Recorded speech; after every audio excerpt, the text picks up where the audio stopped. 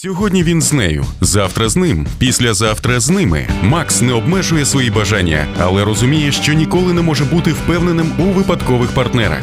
Тому Макс обирає доконтактну профілактику PrEP.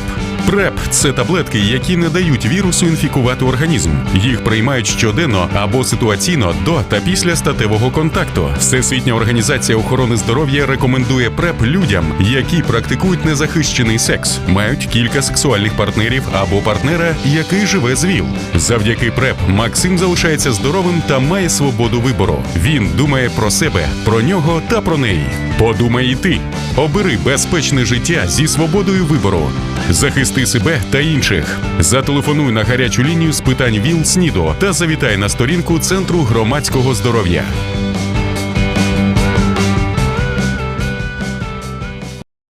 У мене буде моє маленьке кохання.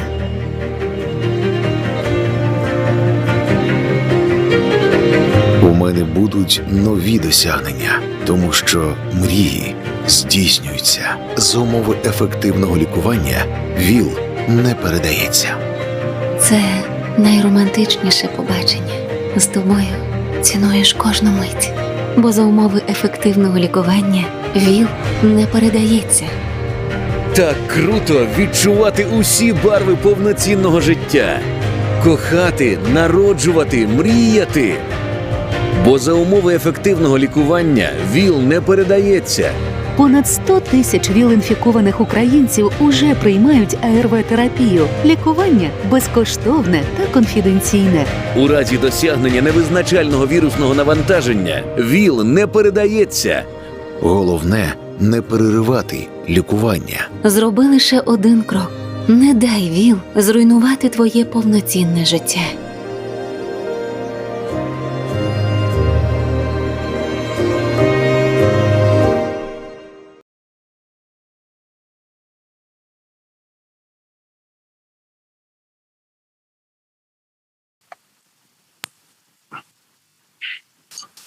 Шановні колеги, добрий день. Dear colleagues, I welcome you here on our second day of the National Conference on Pre-Exposure Prophylaxis Beyond the Regular Protection.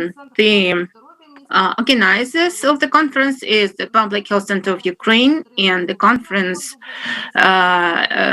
is held thanks to CDC and PEPFAR campaign. In the organization and the participation of the conference, we have national and international partners, and we have over almost 200 participants, and I hope that we have here those who joined us yesterday. And now I would like to introduce you to our agenda. First of all, please check whether or not you are registered as a participant. So hit the keys participants and rename yourself if you failed. So you have to exit and re-enter our conference and to register yourself at the appropriate name. Our conference is supported by simultaneous translation. So on your panel, you should find the appropriate icon and choose the appropriate language. If you want to listen to the interpretation, switch off the original sound. Your mics should be off, and the mics should be on. Only it's for speakers or those who present. For the feedback, you can use chat. You can send your questions to chat and we will answer them, or after the presentation, or at the appropriate time for questions and answers, or at the beginning of the next days. Speakers can upload their presentation. In case this presentation is not recorded, we today will have several plenary sessions, and tomorrow we will have a special panel for discussion. And at the end of our conference, the resolution of our conference will be presented, which will be posted at this website of the conference. For those who registered themselves through metadata, they will receive the certificates. Yesterday, we got several questions to the presentation, so I would like to inform you that on the website of our conference, there will be a special link where all the presentations presented today and tomorrow and yesterday will be uploaded. Also, our conference is transmitted through YouTube and is recorded at the site of the conference. So you would have the opportunity to review the presentations as you like. Yesterday, we got several questions, so I would like to start from these questions and also to talk about what we approved tomorrow. So, as a result of our yesterday's day of work, we found that 2 questions remain unanswered. So, we will start from them. Yesterday, we talked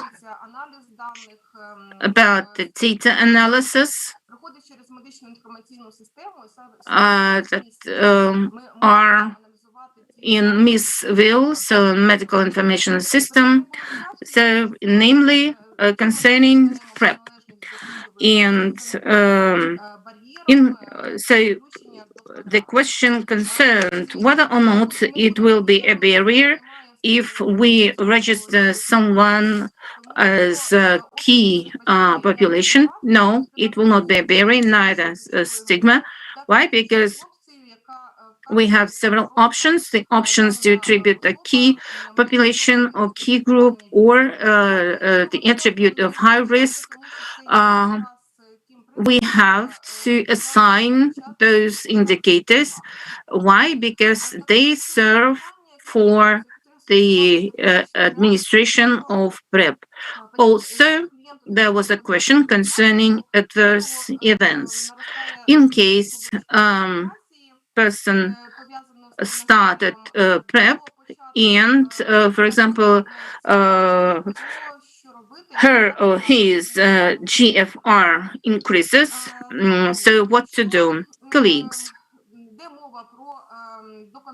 in case we talk about PrEP, so in the process of PrEP, we have to assess renal function, and if the physical examination cannot be provided at the very beginning, so this cannot serve as, let's say, as a reason not starting PrEP. But if we see, or so when monitoring a person on PrEP, we see that his renal function is impaired and GFR is decreasing, so we have to stop the PrEP or to take the appropriate measures. Plus, the increase in creatinine clearance is not a reason to stop PrEP. And when talking about the adverse events to tenofovir, those adverse events are not frequent. And in case of events that urge to stop PrEP, so these events make less than 1%. So, but in case still we have a lower than 60, stages of creatinine clearance, we have to assess the situation. We have to find out other reasons for this adverse event, because of tenofovir does not provoke serious adverse events. In case they happen, they're very rare. And also, the person, in case it happens, should be consulted by a doctor, and the decision should be made how to proceed or to stop or to delay. And now I would like to provide the floor to my colleague Dalia Podolchak. Thank you. And I'm very happy that the number of participants increases. Now we have 270 participants, and I hope that all the presentation will be interested for our participants. And I would like to talk about the outcomes of the first day. We took notes, and we will include them in the resolutions of the conference. First of all, we would like to mention that lots of participants, namely Dmitro Sherembey, they say that we have already governmental support to our programs on PrEP and HIV from UNAIDS, from Ministry of Health of Ukraine, of our international and national partners, PEPFAR, WHO, and this support is very, very important for us, since we established for ourselves a very ambitious objectives. Then, our window of opportunities that we have to use in order to launch PrEP, we have to use them. And I would like to ask Roman Galevich to get the information about the adoption of political declaration from the meeting that is now ongoing in New York, for us to include this resolution also in our document. Same, our international partners and participants, they talk about interventions that should be included also in our action plan in Ukraine. So we will also, first of all, we will review them, and then we will make decision whether or not to include them in the action plan. First of all is demedicalization of PrEP services. Then we have to plan to provide the PrEP in the programs of reducing harm. And the access should be equal and open to all key groups, but the PrEP should be customized to key groups. For that, we have to provide for joint consultations with key groups. That's why I call upon stakeholders, international partners, national partners to join this discussion, since it will provide us for the opportunity to understand how to include those services for these key groups. Then it is very important to diversify and decentralize the sites of PrEP services for PrEP to be available not only the websites of big centers, but also in small towns and cities everywhere, and also in community centers, in private health facilities as well. Very important to start advocacy and providing the support to the programs in the governmental sector.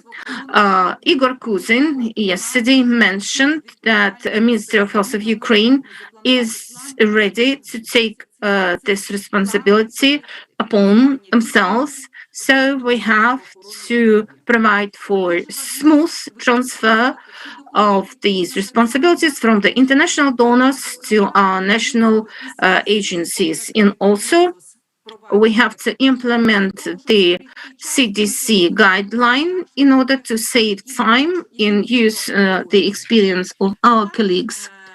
Same,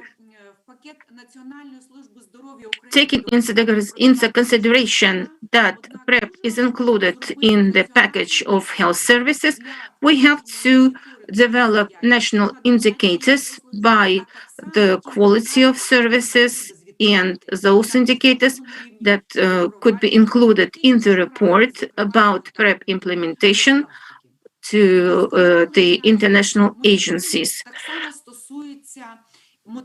Improving the monitoring also should include Miss Veil, where all the regimens of PrEP should be mentioned, and also the procedure to include the clients into PrEP also should be mentioned. So we have to use the navigation and the inclusion in the services of medical professionals. We cannot underestimate the role of health professionals because the role of, for example, medical assistants and nurses is very important to provide PrEP. And here we have to give room to our health professionals in this work. And we have to also don't spare the efforts in order to quickly register the new drugs in our national register. And what concerns the PrEP for people who inject drugs is also very important. And we hope to have here Anton Basenko as the representative of this key group for us to understand what activities we can take here. Thank you, colleagues. Larissa, the floor is yours. Thank you, Natalia. All these issues will be included in the resolution that we will take. And what we planned for our first day, we can give the floor for the moderation here. In colleagues, I would like to present you the moderators for today, Christina Brodich, and also Olga Denisuk from 100% Life. Colleagues, the floor is yours. And I wish you fruitful day. Good morning, dear colleagues. We will stay with you, me and Christina, for these 4 hours. We have a very tight schedule for today.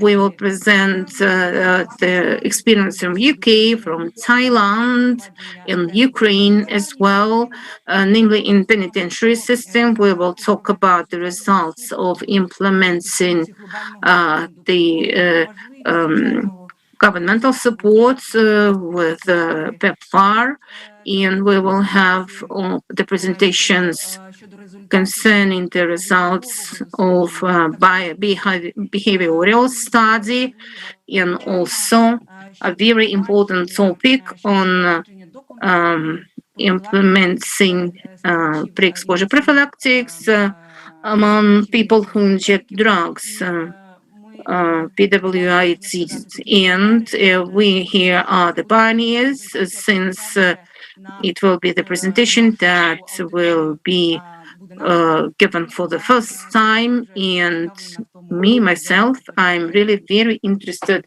of how this day will be Дякую, Оля. Вітаю всіх. Дуже раді сьогодні приєднатися, продовжити конференцію, яка насправді вже отримує багато відгуків. І ми дуже раді вчорашнім активним відгукам. Сподіваємося, що сьогоднішній день буде не менш цікавим на нові досвіди, якими ми поділимося протягом сьогоднішнього дня.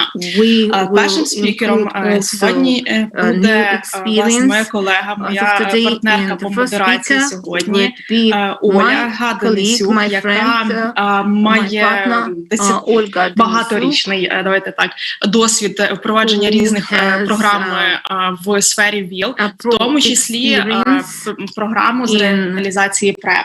І Оля буде розповідати нам про важливість компоненту соціального супроводу під час реалізації програми PrEP, який вони спільно з колегами отримали в 2018-2021 роках. Як вже згадували на початку, Ольга є одної з найбільших організацій в Україні, Альянс громадського здоров'я, де вона займається питаннями оптимізації програм та досліджень. Тому, Оля, будь ласка, представ нам. Please, the floor is yours. Будемо дуже раді слухати. Alliance with funding of the Global Fund, CDC, USAID supports about 30 non-government organizations in all regions of the country. Pre-exposure prophylaxis, the services of PrEP have been organized and are provided in cooperation with Oblast. Dear colleagues, I welcome you. My name is Olga Denisyuk. I would like to make a presentation about the importance of providing social support for efficient implementation of pre-exposure prophylaxis. Coming back into the history of implementation of PrEP in Ukraine, you may see that yet in the year 2017, pre-exposure prophylaxis was part of the country plan within PEPFAR in the years 2017-2018. With CDC support, the pilot project was developed and implemented in the city of Kyiv. Based on the result of that project, the approaches were developed for providing services for pre-exposure prophylaxis for the national program. Since 2019, we began implementation of pre-exposure prophylaxis on the national level. Nowadays, Public Health Alliance, with funding of the Global Fund, CDC, USAID, supports about 30 non-government organizations in all regions of the country. Pre-exposure prophylaxis, the services of PrEP have been organized and are provided in cooperation with Oblast AIDS centers, municipal AIDS centers, as well as Gromashevsky Institute of Contagious Diseases. Financial of social support for pre-exposure prophylaxis within the Global Fund has increased threefold since 2019. Social support is provided on the basis of NGOs, where clients may undergo screening and receive case management services for beginning of pre-exposure prophylaxis, and it's further obtaining. The main criteria for inclusion into support are as follows. The client never received PrEP before or has a disruption of at least 1 month, and currently within the projects of social support funded by Global Fund, we have the objective 2,700 clients for the current year. Social support plays the key role in overcoming barriers of accessing HIV services, in particular such as awareness about services. When we speak of pre-exposure prophylaxis, also we mean that social support has an objective of also working with a barrier of awareness of PrEP, perception of HIV risk, such obstacles as stigma, prejudice of suppliers of services, and distrust of the client. Also, we usually speak of access to medical assistance, as well as routine matters such as side effects or the issue of adherence to pre-exposure prophylaxis. With the help of well-organized social support, we have an opportunity to improve communications between medical providers and patients. We have the opportunity to provide relevant information about the work with the key groups and implementation of new interventions. Also, support resolution of competing priorities of the client.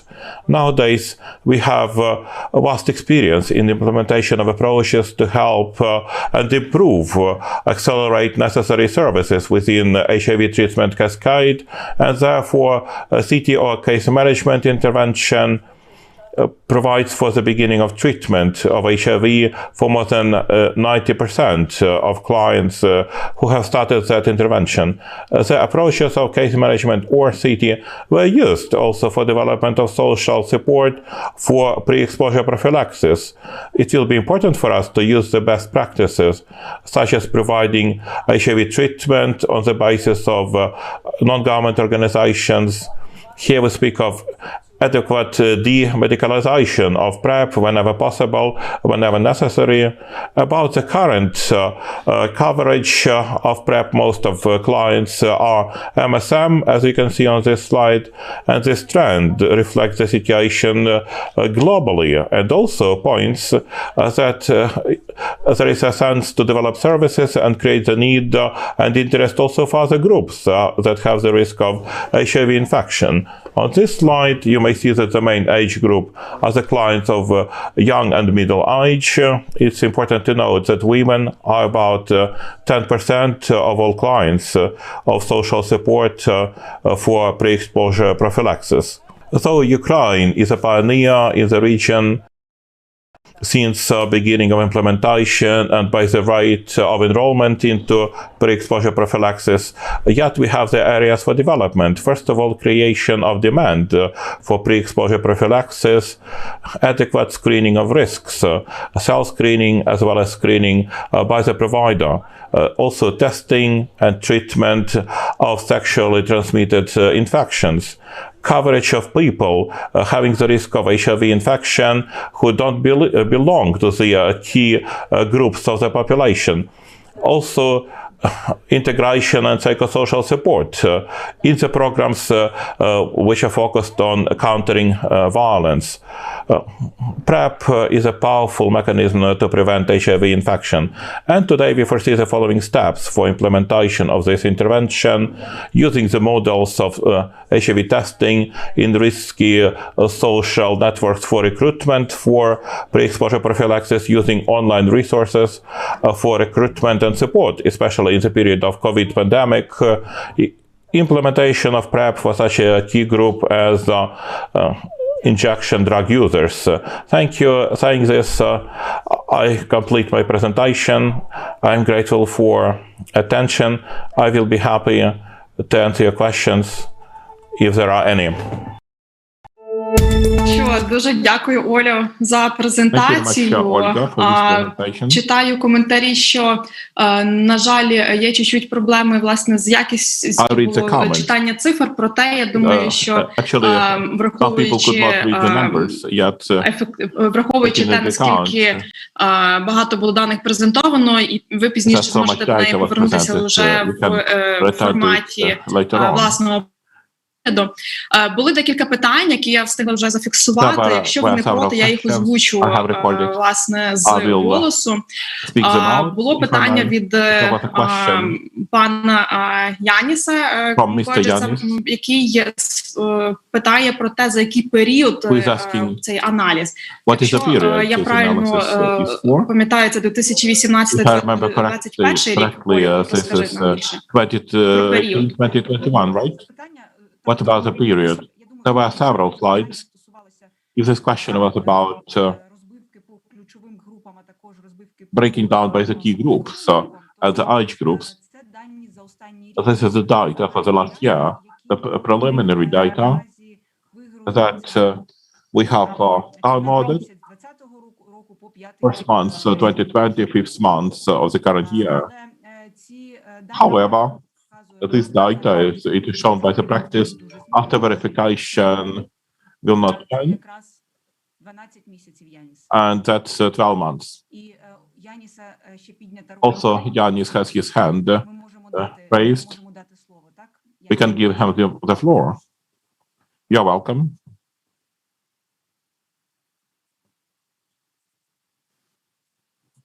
Good afternoon. Can you hear me? Can I ask my question? Please do. Great presentation, Olga. Thank you very much. I really need to take a lesson in Ukrainian at some point this year. But sort of we had the English translation, and I really appreciate that. I wanted to ask you, from your perspective, maybe, and just kind of what you've seen over the sort of given the pandemic, and what this actually means, and restriction measures for current PrEP clients, potential PrEP clients in the next few months.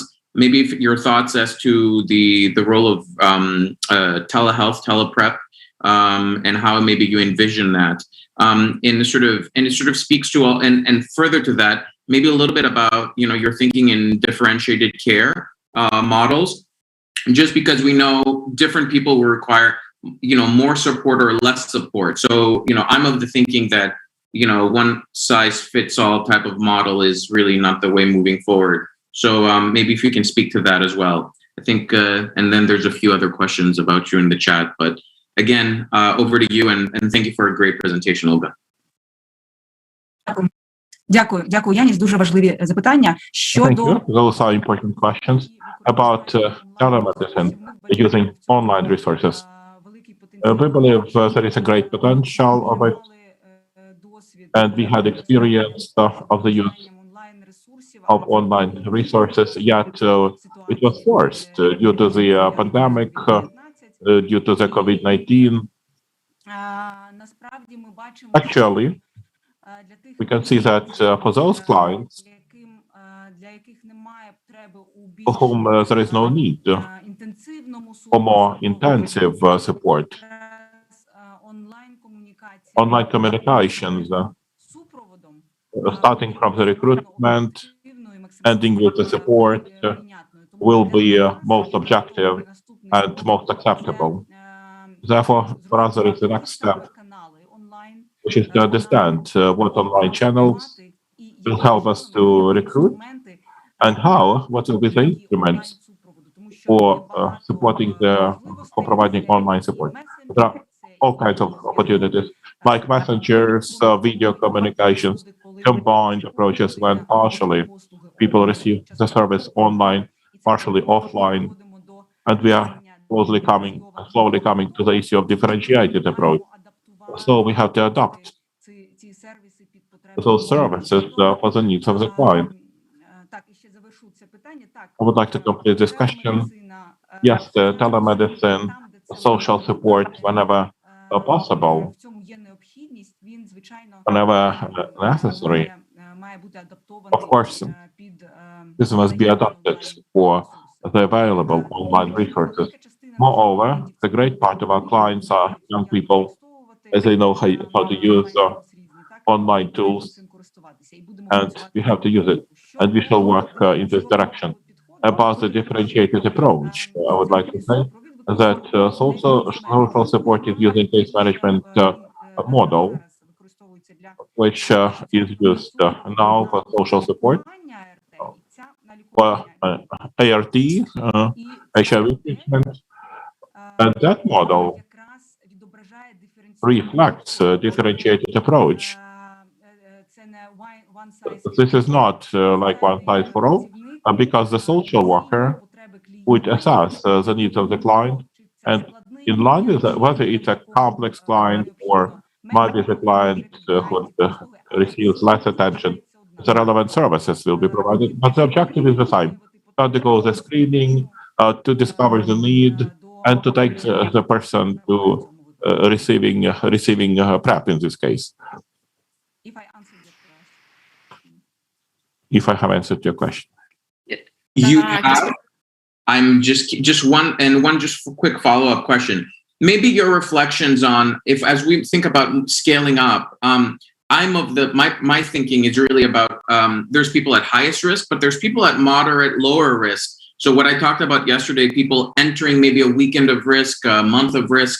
Do you think we should think about being sort of maybe more permissive to how we are prescribing PrEP, especially kind of, people currently are not at any risk, but they want PrEP a month of pills, or maybe 2 months of pills, and they'll maybe consider doing 2-1-1, and just kind of and maybe currently amongst like the clinical providers in the sites, do you think they are, do you think they have an appetite, let's say, about offering PrEP to those lower risk, or is something that maybe kind of the case managers, social workers, PrEP navigators will be able to decide? So maybe sort of over to you on that point. Дякую. Також важливе питання. Ми нещодавно обговорювали його з колегами. There is important question we have discussed with the colleagues. There is important issue of adequate assessment of risks by the medical, social providers, social workers, medical providers, and also sufficient information for the patient in order to take a decision. Because anyway, we speak besides that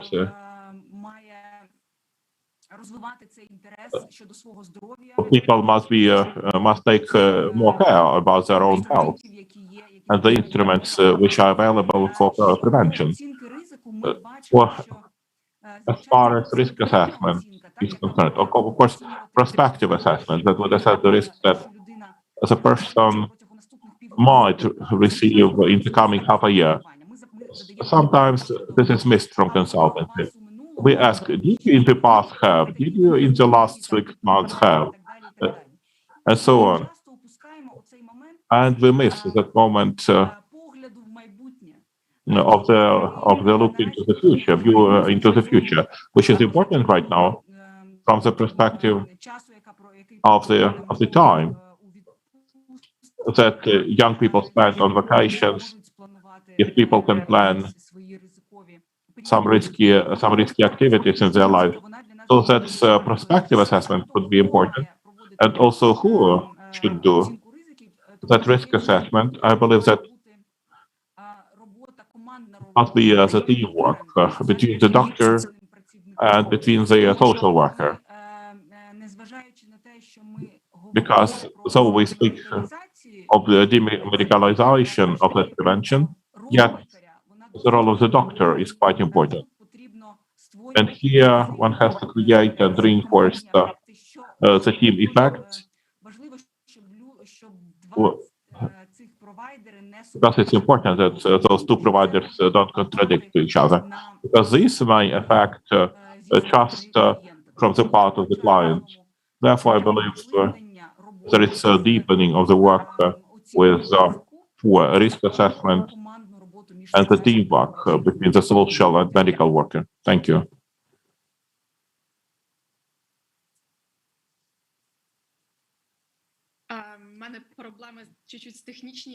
I had some technical problems. As you heard, apparently there are some problems with my sound and translation. So maybe Ola, as we have still a few minutes, you can answer a question in regards to the social support. I think that it's interesting about challenges of social workers that are working with PrEP, and I think that could be interesting. There was a question from Anna Koval, so please. Дякую. Так, у нас ще є пару питань. Я буду тоді, мабуть, Христина, я бачу ці питання. Yes, indeed. There are several questions, so I can try answering them. As far as the issues are concerned, the social workers might face. Today we shall have several presentations.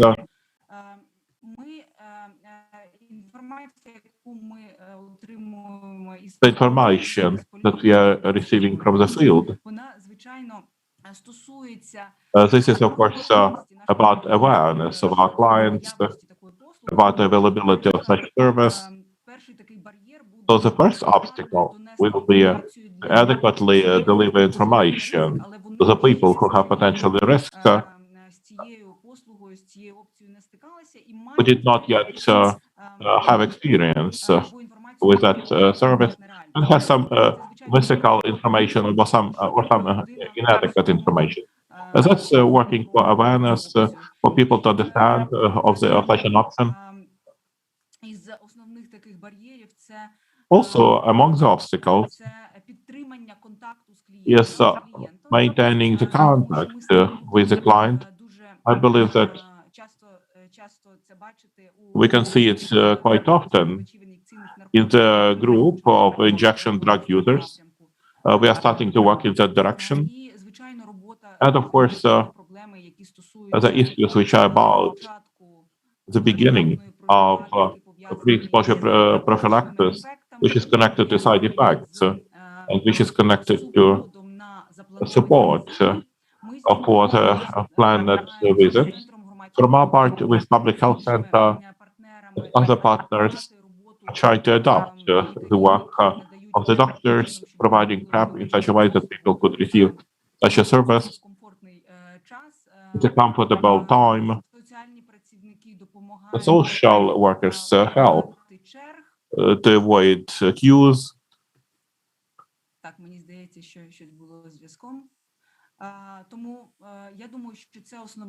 Therefore, I believe those are the main obstacles. And today, during the other presentations, we shall have more detailed information. Can you hear me? Can you read me? That's wonderful. Please continue. How many women, how many transgender people are receiving PrEP? I don't have this data. Maybe by the end of the day or tomorrow, I have the data about Public Health Alliance. On the slide, we cannot see it's like 10%. I mean, of women and transgender people. I will find the information. Of the women, yes.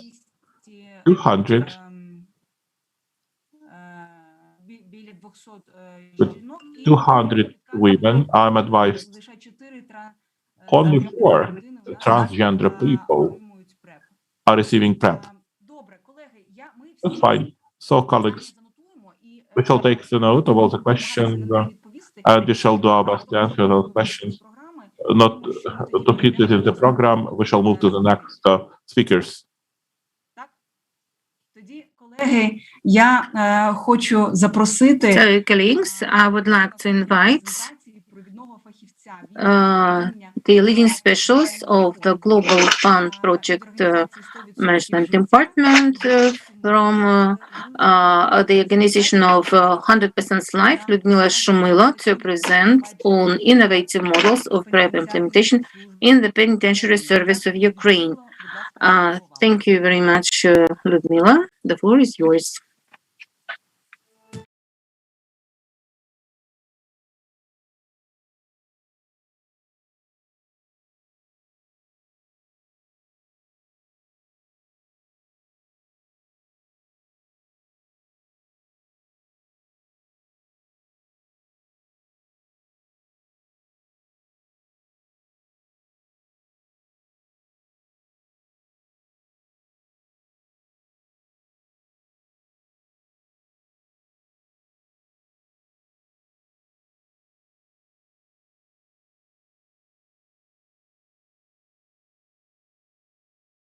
Agency of Health Center of the State Penitentiary Service of Ukraine, the Global Fund Project Implementation Group at the Government Agency of Health Center of the State Penitentiary Service of Ukraine, and other participants in the Global Fund application process.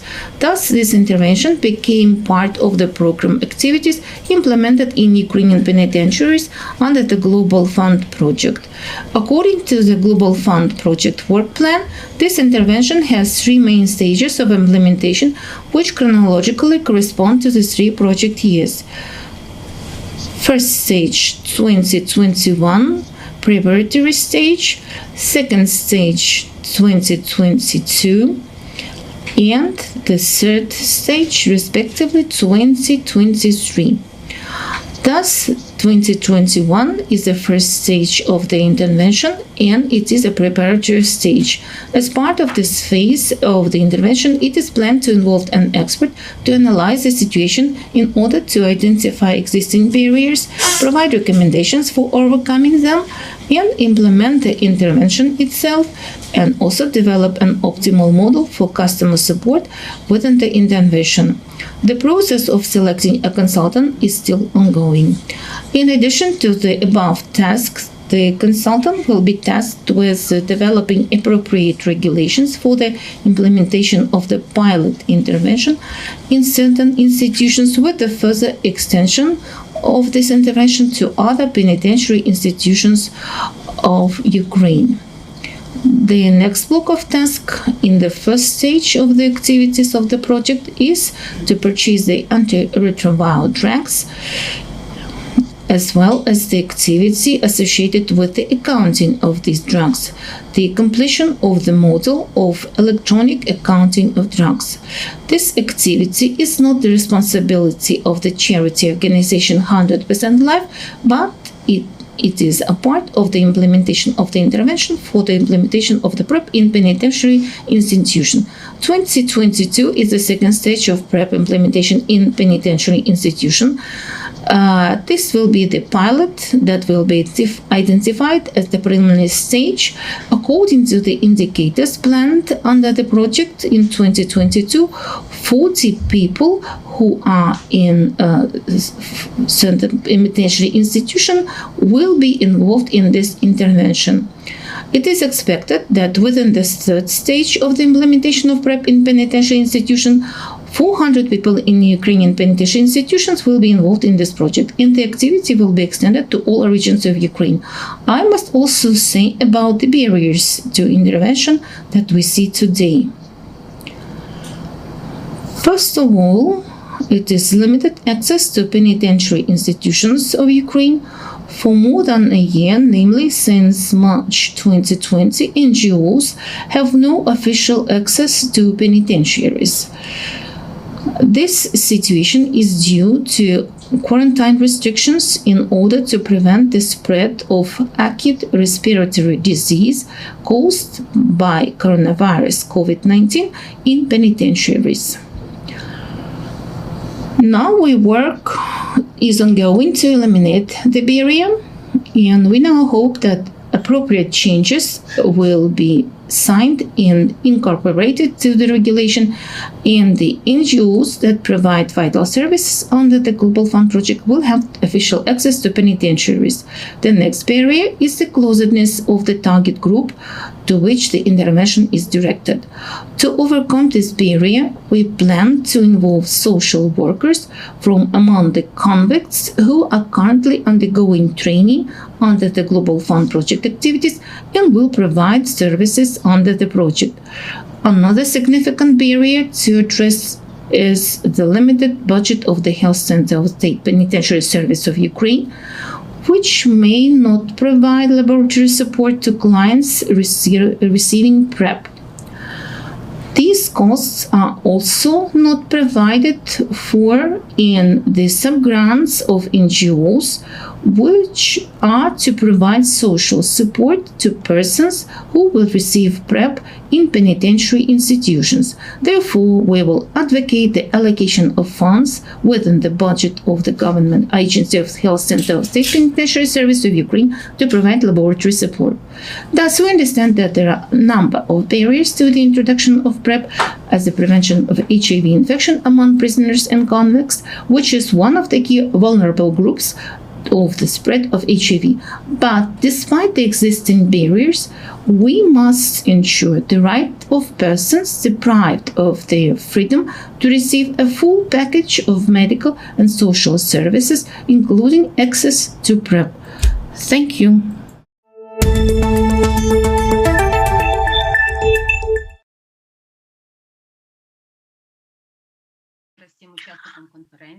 I welcome all the participants of the conference once more. I would like to comment as to the barriers within the penitentiary facilities in Ukraine. As of today, we have good news that at least we eliminated the normative barriers. So the NGOs who work within PEPFAR, they got the access once per week to the penitentiary facilities, and we hope that the further lockdowns will not prevent us from providing services to the prisoners, and first of all, because they are our clients, and for them, get PrEP is a vital condition. Thank you very much for your very interesting presentation, and we will ask you several questions. The first question: what is the objective, I mean, in numbers? First, you mentioned 40. Yes, altogether will be 440 persons, 40 during pilot term, and by the end of the project, we plan to involve 400 more. Thank you very much, Yanis. This was the answer to your question. Now, Konstantin Dumchev asked how many cases of HIV we can prevent in case we reach 100% coverage of demand. You know, it's really hard to answer now. I think in the process we'll get more clear numbers. In Martin Donahue question, whether the NGOs will get access, sorry, I will read the question, the access to penitentiary facilities after COVID-19.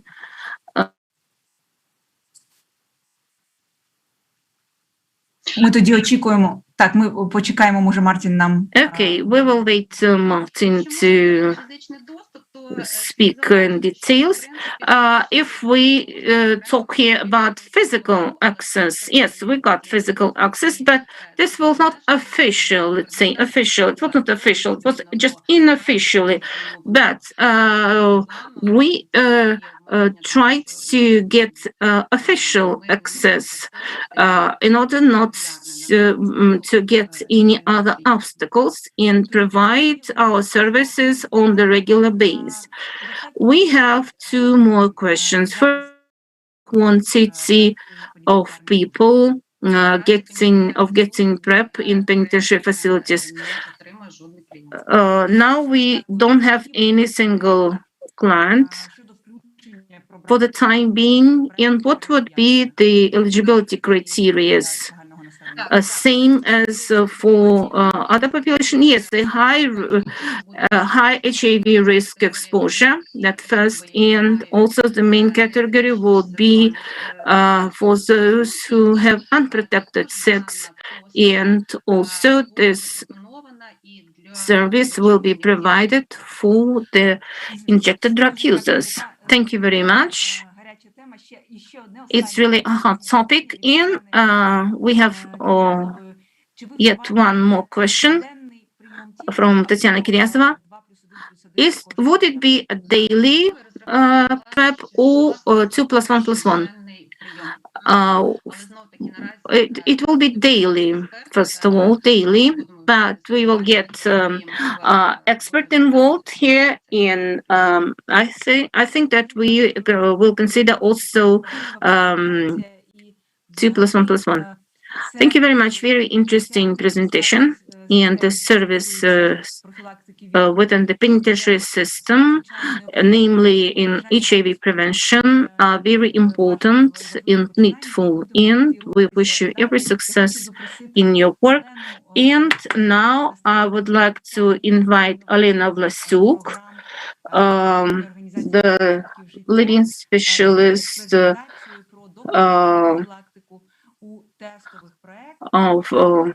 the NGOs, namely in she'll talk about us about PrEP, also the organization 100% Life.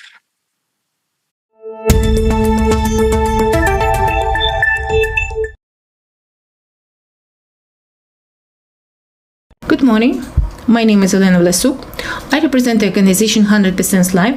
I will talk about the PrEP component in the HealthLink project implementation.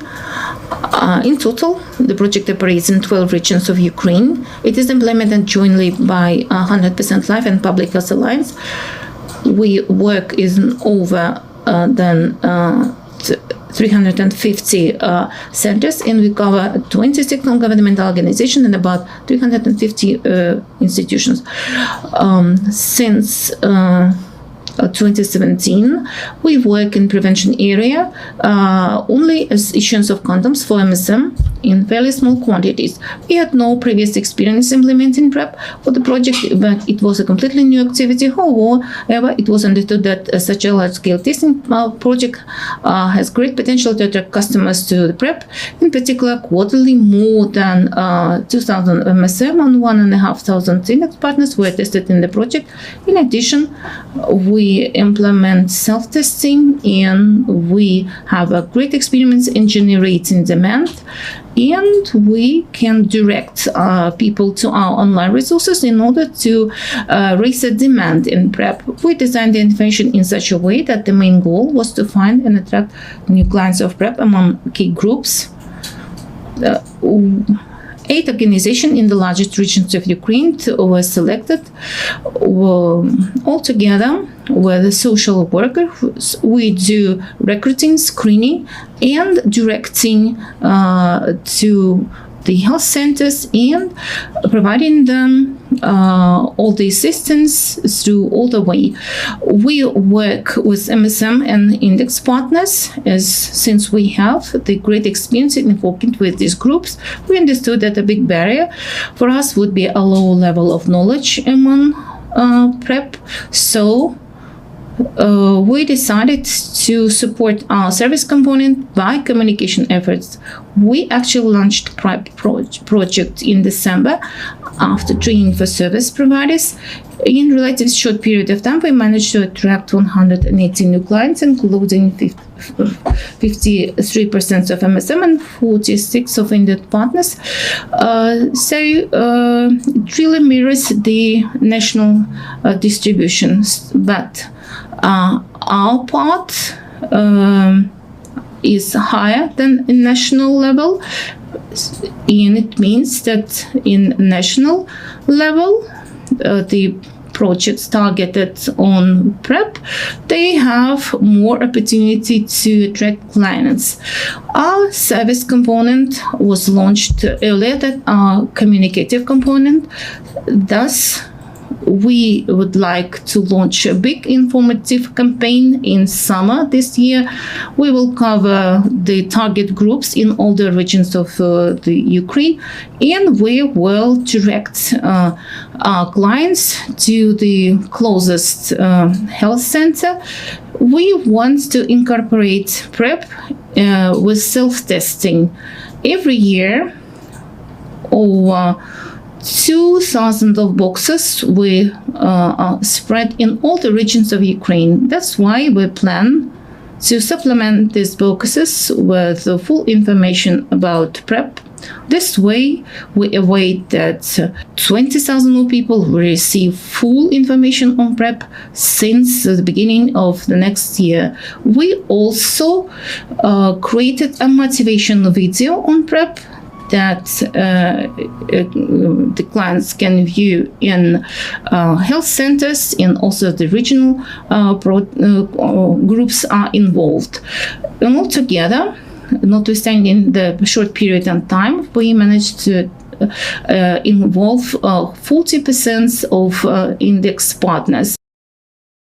So that means that the work with PrEP through non-governmental sector is very effective. There exists a high demand, and our experience showed that a very perspective is the work with the partners and delivered us even higher results that we expected. And we found for us lots of barriers, but the most upsetting is the high level of discrimination, since the clients refuse to attend the websites in order not to identify themselves with HIV persons, and so they don't want to provide their data for Miss HIV. But the project will continue to work with PrEP next year, and we hope at this conference to get information about the best experience that we will use in the future. Thank you very much for your attention.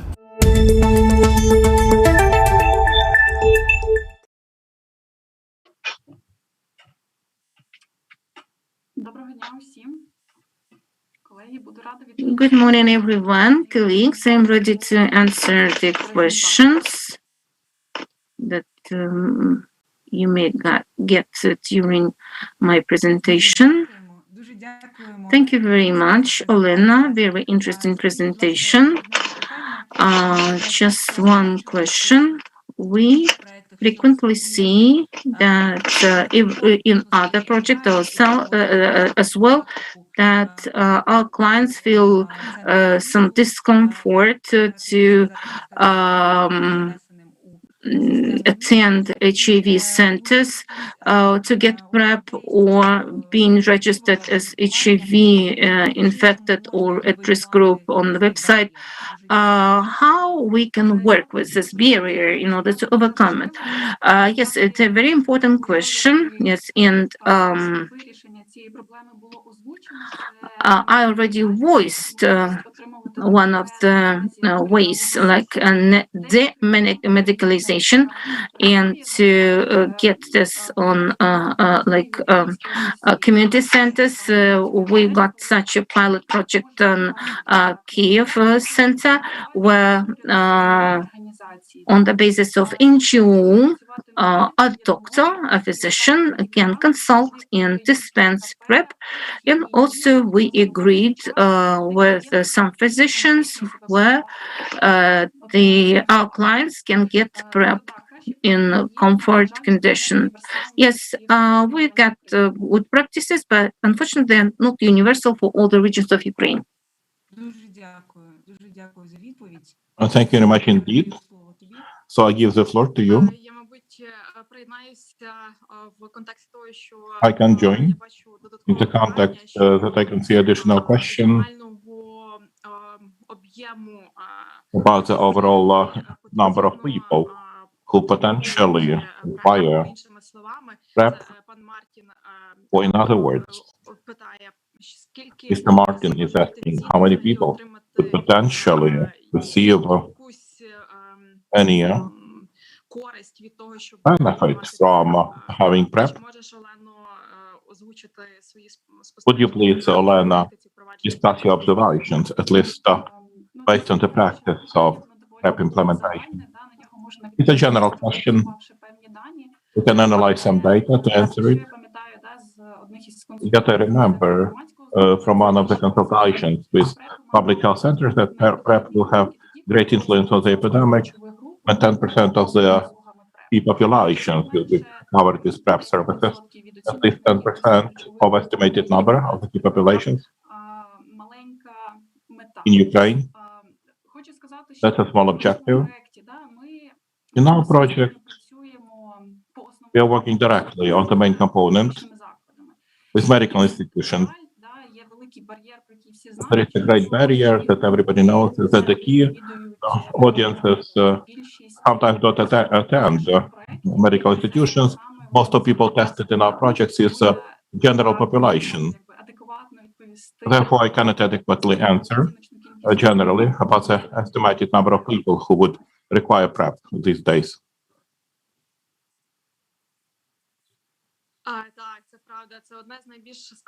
That's right. This is one of the most complex issues overall. I mean, detection or beginning of service provision. There is also a question from Mariam, and they ask a question whether only the clients of social organizations have the right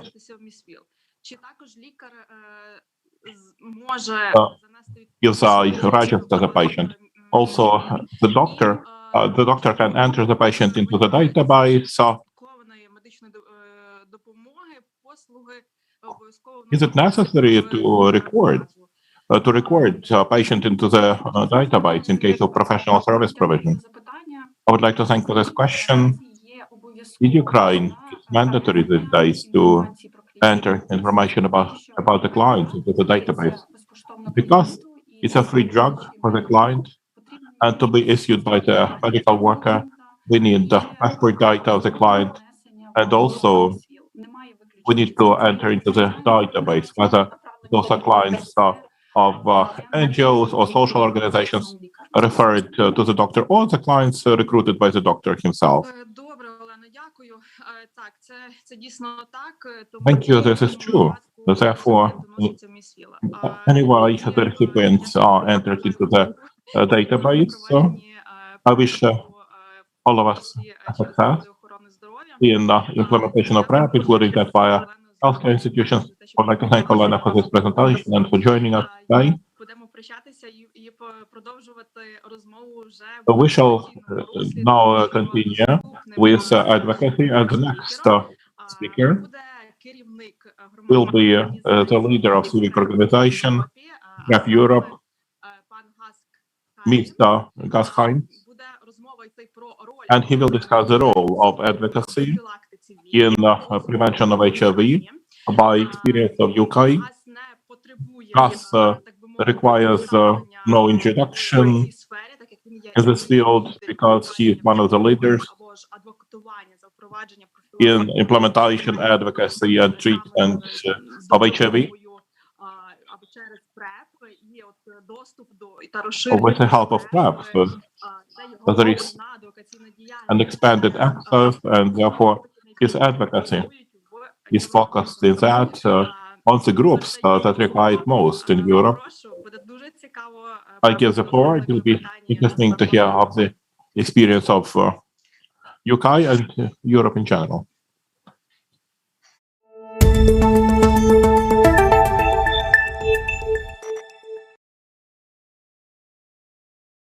Hello, I'm Gus Cairns, coordinator of PrEP in Europe, and I'm very honoured to be asked to speak to the second Ukrainian PrEP conference. Thanks very much for having me. I will keep introductions to a minimum. PrEP in Europe is a partnership of European NGOs with the Secretariat at AIDSmap. And our website is up there. We've held 2 very successful European PrEP summits. We were going to do another one, but that got stopped by COVID. And we've done a number of webinars on minority populations. We provide a lot of evidence for the efficacy of PrEP in various situations. I'm going to go straight on to the evidence for PrEP and to ask really why it isn't used more. Let's not forget how extraordinarily effective PrEP actually is. I've been an HIV prevention specialist for since the turn of the millennium, and a study to encourage people to use condoms that produced HIV falls in HIV to 20% was regarded as a great success in those days. Here are data from the 2 pivotal studies of PrEP, the 2 ones that really showed it worked, and I'm very proud to say they're both European ones. On the right, the PROUD study, which I was co-chair of. On the left, the IPEGAY study in France. That was of intermittent PrEP, and both showed efficacy of 86%. In other words, 17 out of 20 HIV infections were stopped that would otherwise have happened simply by providing people with PrEP pills. PrEP really works, and what I mean by that is that it has community effectiveness as well. Here's 2 very exciting studies, on the left from Australia, on the right from Scotland, which show that after PrEP was introduced in a gay population which already had very high levels of viral suppression in positive men, then HIV infections went down even further. And the Scottish one is particularly exciting because it shows they went down particularly highly in the most highly at-risk gay men. So if people have ever ask you, why should I provide HIV prevention for people who can't control their behaviour? They should protect themselves. You can say, well, it will protect their friends too. PrEP works even if you only take it when needed. That pretty picture on the left is the adherence data from IPA-GAY, both in the PrEP arm and in the control arm, and its only consistency is inconsistency. People took PrEP in all sorts of different ways, sometimes constantly, sometimes very rarely, but mainly their pattern was to take it on and off at different times. The right-hand study from the AMPREP study in Amsterdam shows something similar. It shows that drug levels in gay men, as measured by blood tests, correlated very well both with the amount of condomless anal sex they said they had and the number of PrEP pills they said they took. And there were no HIV infections among the men using intermittent PrEP in that study. A larger French study has found the same, with I think 4 infections in men taking intermittent PrEP and 4 in men taking daily PrEP. This, of course, doesn't apply to women as far as we know so far. PrEP will save money eventually. This is important. If I want to say one thing about PrEP advocates is get you or one of your colleagues to really learn about HIV cost effectiveness studies, because while some politicians may not be sympathetic to minority populations, most populations are interested in not spending money they don't have to. And if you say, well, if you outlay a little bit on PrEP to start off with, in the long run you will save yourself a lot of money by not spending it on lifelong HIV treatment for the people who catch HIV in the next few decades, then they will listen, especially if with COVID in the back of their minds and possible future epidemics. So I really recommend that. I will explain the slides to you, but basically the blue boxes show situations in which PrEP saves money. As you can see, this takes place over a number of years. PrEP is not used enough, however. The left-hand slide shows a presentation from ECDC showing that the number of gay men who expressed interest in PrEP, as measured by the big EMIS study, doesn't in any way match the number of people who actually are taking it or have taken it. There are far fewer men taking PrEP than are interested in it, and there's an estimated 500,000 gay men in the EU alone who would benefit from PrEP and who aren't getting it. The right-hand slide shows levels of awareness and interest amongst women asked about PrEP in the Flash PrEP study. And as you see, their levels of awareness are even lower. Why isn't PrEP used more? Yes, there is a bit of an initial outlay, but in a situation where you can basically get a month's worth of tenofovir and emtricitabine for about $20, it's not a vast expense. Clearly, in the last couple of years, the healthcare system has other priorities on its mind. I think the biggest barrier is that healthcare systems don't feel set up to provide PrEP. They think that they have to do it in a terribly medicalised way, that this is, you're going to have to test people for their kidney function and you're going to have to do HIV tests ever so often. But with self-testing, not just for HIV but also for kidney function and things like that, this doesn't have to be a big extra burden. Perhaps the biggest burden, more in time than cost, is finding time for the considerable number of extra people who will come along being interested in PrEP.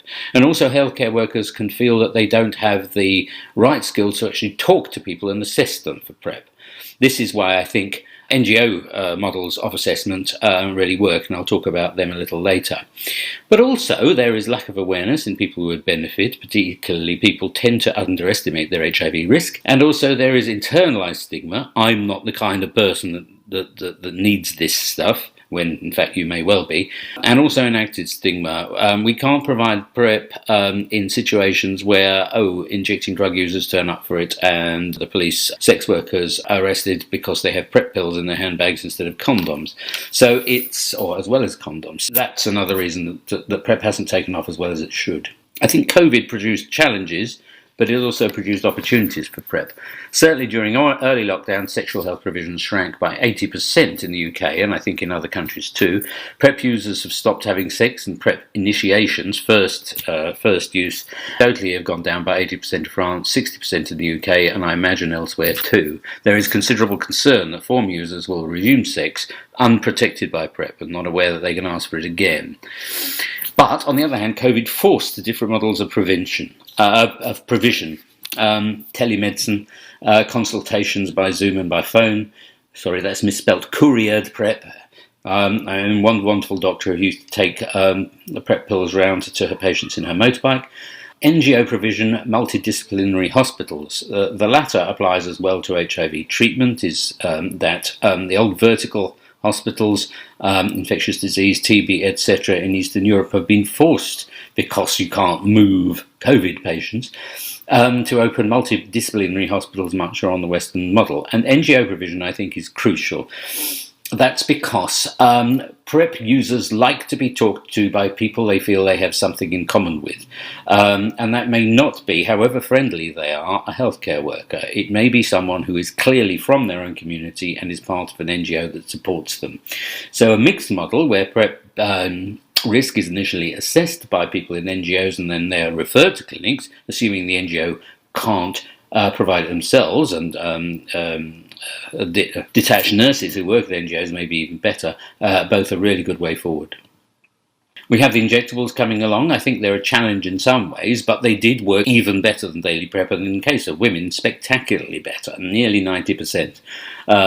And that's, of course, mainly driven by the fact that you don't have to remember to take the pills. All you have to do is go along for an injection once every 2 or 3 months. The injectables currently, their list price is enormous, and that will have to be worked with pharma to provide them realistically and equitably in countries that don't have lots and lots of money to spend. It may re-medicalise PrEP for populations used to getting it informally or from communities or from NGOs, but it may de-medicalise it for people who feel they don't have to think about PrEP very often. I'm going to end with one nice example from Vietnam about how to increase PrEP provision amongst the highly vulnerable and highly stigmatized population. In Southeast Asia, the trans community is a bit more visible, although not necessarily better treated than it may be here. But they weren't getting PrEP even though they were at high risk of HIV. There were 3 transgender women in the whole country on PrEP in 2017. By 2020, this has gone up to 409 and has gone up since. And this was because the Vietnamese government decided to fund a unique system of one-stop shops for health for specific populations, for people who use drugs, for sex workers, for transgender people. And furthermore, that they were actually partially run by and staffed by the people who were very visibly from their own community. And there's a lovely picture of 3 of the trans counsellors from one of the clinics in Vietnam setting it up. I think this is how you provide PrEP. I think basically PrEP will be more popular. If you want to provide PrEP for women, you have to provide women-friendly facilities. If you want to provide it for sex workers, you have to provide it for people who may have experienced being sex workers. If you want to provide it for injecting drug users, you have to have it at least partially staffed by people who've had the experience of being injecting drug users themselves, and so on. This does work in gay men. It can work in other populations. That's all I want to say. If you're curious about some of the research I've shown, please do get in touch with me at the email there, and I will hand you over to the rest of the conference. Thank you very much for asking me.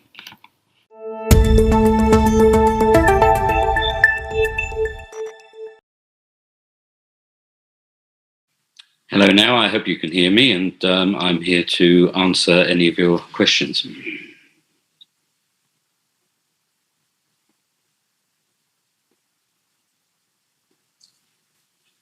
Дуже дякуємо, Газ. Я бачу, що у нас є піднята рука. Мартін Донахю. We have one hand risen. Martin Donahue. Yeah, thank you. Can you hear me? You can't see me very well. Let me get into the light. There we go. I can hear you, Martin. Great, Gus, super to see you again, and thank you so much for the presentation. In that typical WHO bureaucratic way, I'm not actually going to ask you a question, but give you some views from the WHO on what you've said. So let's pretend it's a question, hey, Gus? Look, in my opening comments to this conference yesterday, I cautioned against us over-regulating and limiting PrEP. And, you know, this was part of a reflection on how we were treating antiretroviral therapy in Ukraine up until recently. It was kind of over-regulated and limited, and it's only more recently that we see I say recent 5 years, let's say, that we've seen these big increases, 5 to 10 years, big increases. And, you know, my plea is not to make the same mistake that I can with PrEP. And Gus, you really illuminated that. You asked one of the key questions, and that was, you know, how many people could actually benefit from PrEP? And I asked the same question to a previous presenter who said, 10% of key populations. Your answer was, well, you know, there were, you asked gay men to express an interest, and then you know, that was 500,000 in European Union. So I keep returning to this point that we really need to be more ambitious with our targets. And some fantastic work is going on. We've got the biggest, you probably know this, we have the biggest PrEP program in Eastern Europe. But for comparison, how many people roughly are on PrEP in England? I know that's probably a simple question with a difficult answer. The situation may have changed considerably with COVID, as I said in one of my slides. So PrEP initiations were certainly dropped. I don't know as much about PrEP continuation. By the end of the big demonstration rollout study, the impact study, there were 23,000 people taking PrEP in England. Scotland is separate, and I see Claudia is going to talk about the Scottish situation later. And of whom about 1,000 were not gay and bisexual men. That 1,200 actually, that was split more or less evenly between cis and trans people, and about a third of those were trans men or cis men, so 2/3 women. So I think there's two big issues at the moment. One is the immediate situation of reviving PrEP provision in the post-COVID world, which we hope is about to arrive. And then there is the bigger one of expanding PrEP into different populations. And I hope I've provided with some tools to prove that. The situation of herd immunity, as it were, although that's a phrase we've grown to distrust, but community effectiveness, I would say, is an interesting one. It's difficult to prove because you need to take out the impact of treatment as prevention. So you can only show it in populations that have already got very high levels of viral suppression in the positive members of that community. But I think there is convincing evidence from Australia and Scotland. And I think certainly there is a sort of an idea, firstly, that PrEP needs to be provided, I agree with you, in a rather medicalized way, which may involve lots of testing and assessment and things like that.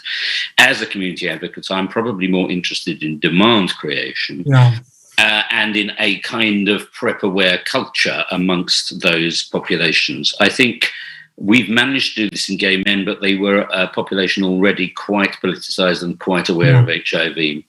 I think in Eastern Europe, the much bigger question is PrEP for women, particularly. I may do a little advertisement here. We are having a PrEP in Europe webinar on the 22nd of June and another one on the 13th of July to discuss PrEP provision for women. And if you haven't seen the invitation, if you have seen the invitation, please spread it around. And so, although I understand why Ukraine started with pilot projects for gay and bisexual men, I think it's really important in Eastern Europe to immediately start to expand that provision to women and find ways to do it. Super. Thank you so much. Thank you. Thank you. And yes, it's been a long time, Martin. Thank you so much. Дякую, шановні колеги. Дякую, Газ, за таку... Thank you, dear colleagues. Thank you for this interesting presentation and the discussion.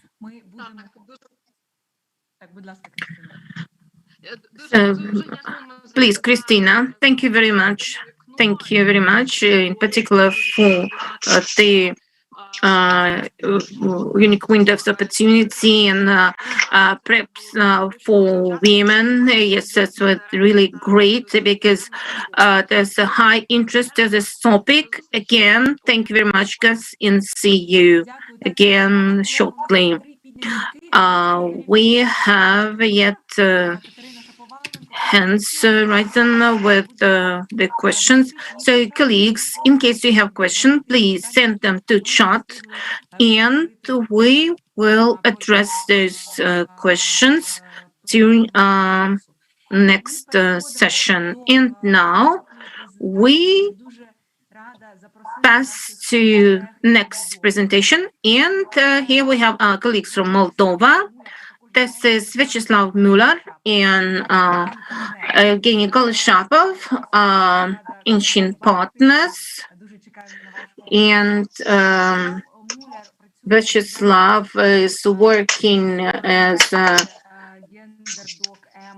Gender Doc M since 2007, and yet before he has been a volunteer for 5 years, and in 2011 he was awarded a special diploma in particular an active response to HIV/AIDS in Ukraine from Ministry of Health of Ukraine.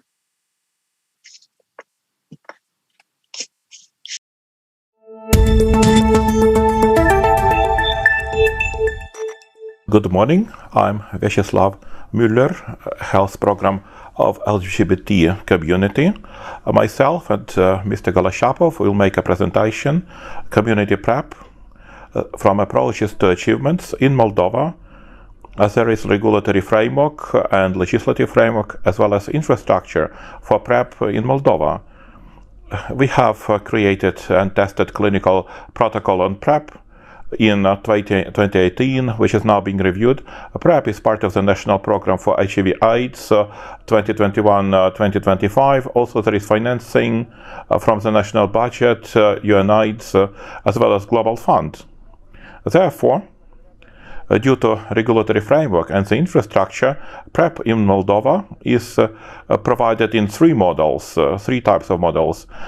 Medical, or based on medical institutions, also community-based PrEP. All the services are provided in community organizations, and a mixed one. Some services are provided in medical institutions and the other services based on community organization.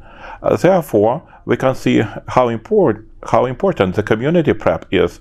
In 2018, there were just 2 people on PrEP. In 2019, 2020, we can see growth, huge growth of community PrEP. 68% of people was covered in PrEP on the basis of community organization. Community PrEP can be observed. It's for all of the key groups. It's important to note that PrEP is provided to women, commercial sex workers.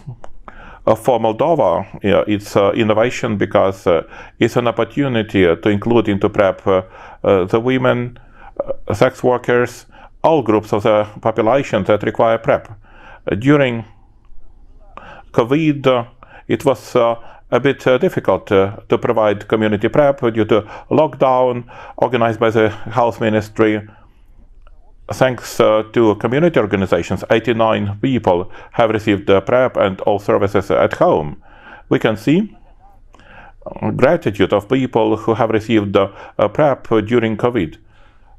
My name is Evgeny Golishapov. I'm a consultant for human rights and legislation of civic organization Positive Initiative in the Republic of Moldova, and I would like to complement with certain data the presentation that my colleague Vyacheslav already presented. In the end of 2020, beginning of 2021, we held a survey. We have interviewed the people who have received or are receiving PrEP, as well as people involved, social workers, doctors of contagious diseases, and we have received some preliminary data we would like also to share with you. First of all, where and whom do they learn about PrEP from? 89% of the respondents have noted that they learned of PrEP from a social worker. In civic organizations, only 7% from the medical workers. Therefore, we can see that the role of civic associations, the community PrEP, is extremely important, especially in dissemination of information. Why did you start to uptake PrEP? This is one of the questions we asked to respondents. Here we can see a combination of several subjective and external factors. About 60% of respondents have noted they began to take PrEP because they have several sexual partners. And in addition, in order to protect against HIV, it's a combination of the willingness to be healthy and also understanding it's a real threat, and it's necessary to take measures in order to protect against HIV. Maybe some factors of fear, internal ones, also affect the willingness of the respondents to uptake PrEP. And the third factor, the external one, is advice of an officer of civic organization as social consultant who provides information about PrEP. Therefore, those external circumstances, the advice of a reputable person, and the combination of those internal fears, the willingness to be healthy, those are two components that promote people to start taking PrEP. The second question, where would it be convenient for you to receive PrEP? Here, over 80% of respondents mentioned they live in major cities.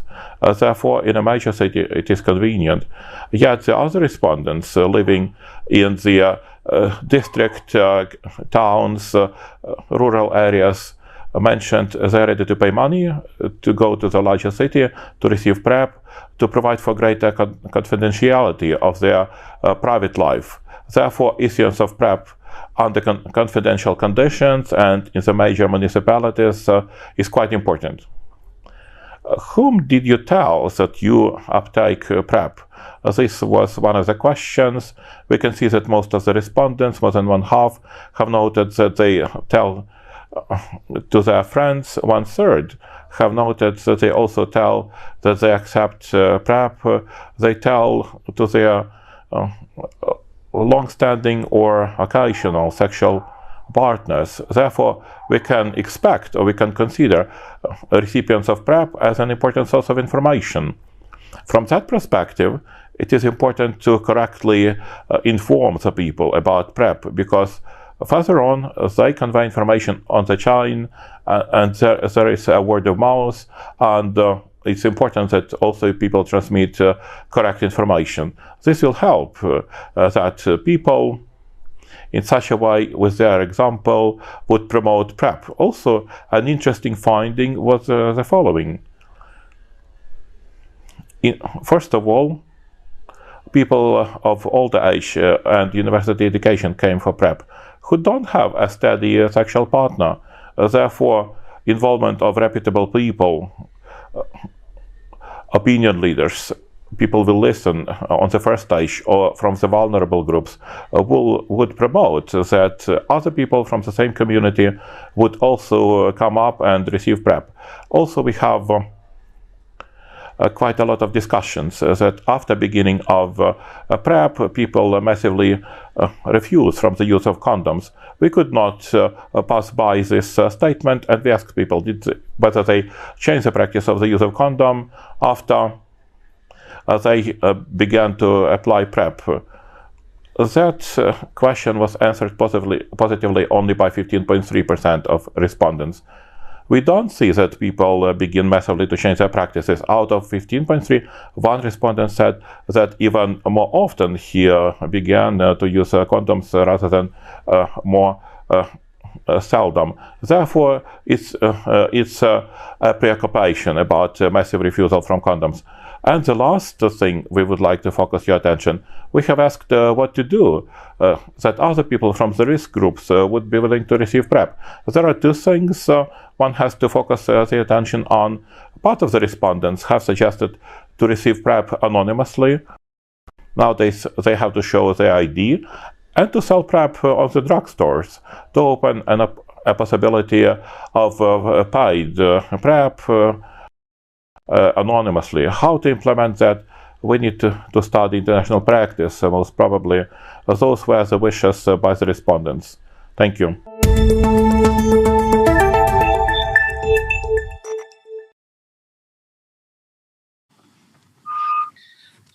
Hello, everyone. Colleagues, thank you very much. Good morning, good afternoon. I'll try to speak. I'll try to speak into English. You're online, so you can talk. So you can use any language that is comfortable to you. Okay. Hi, everyone. I am Vyacheslav Muller, Health Program Coordinator at Gender.com.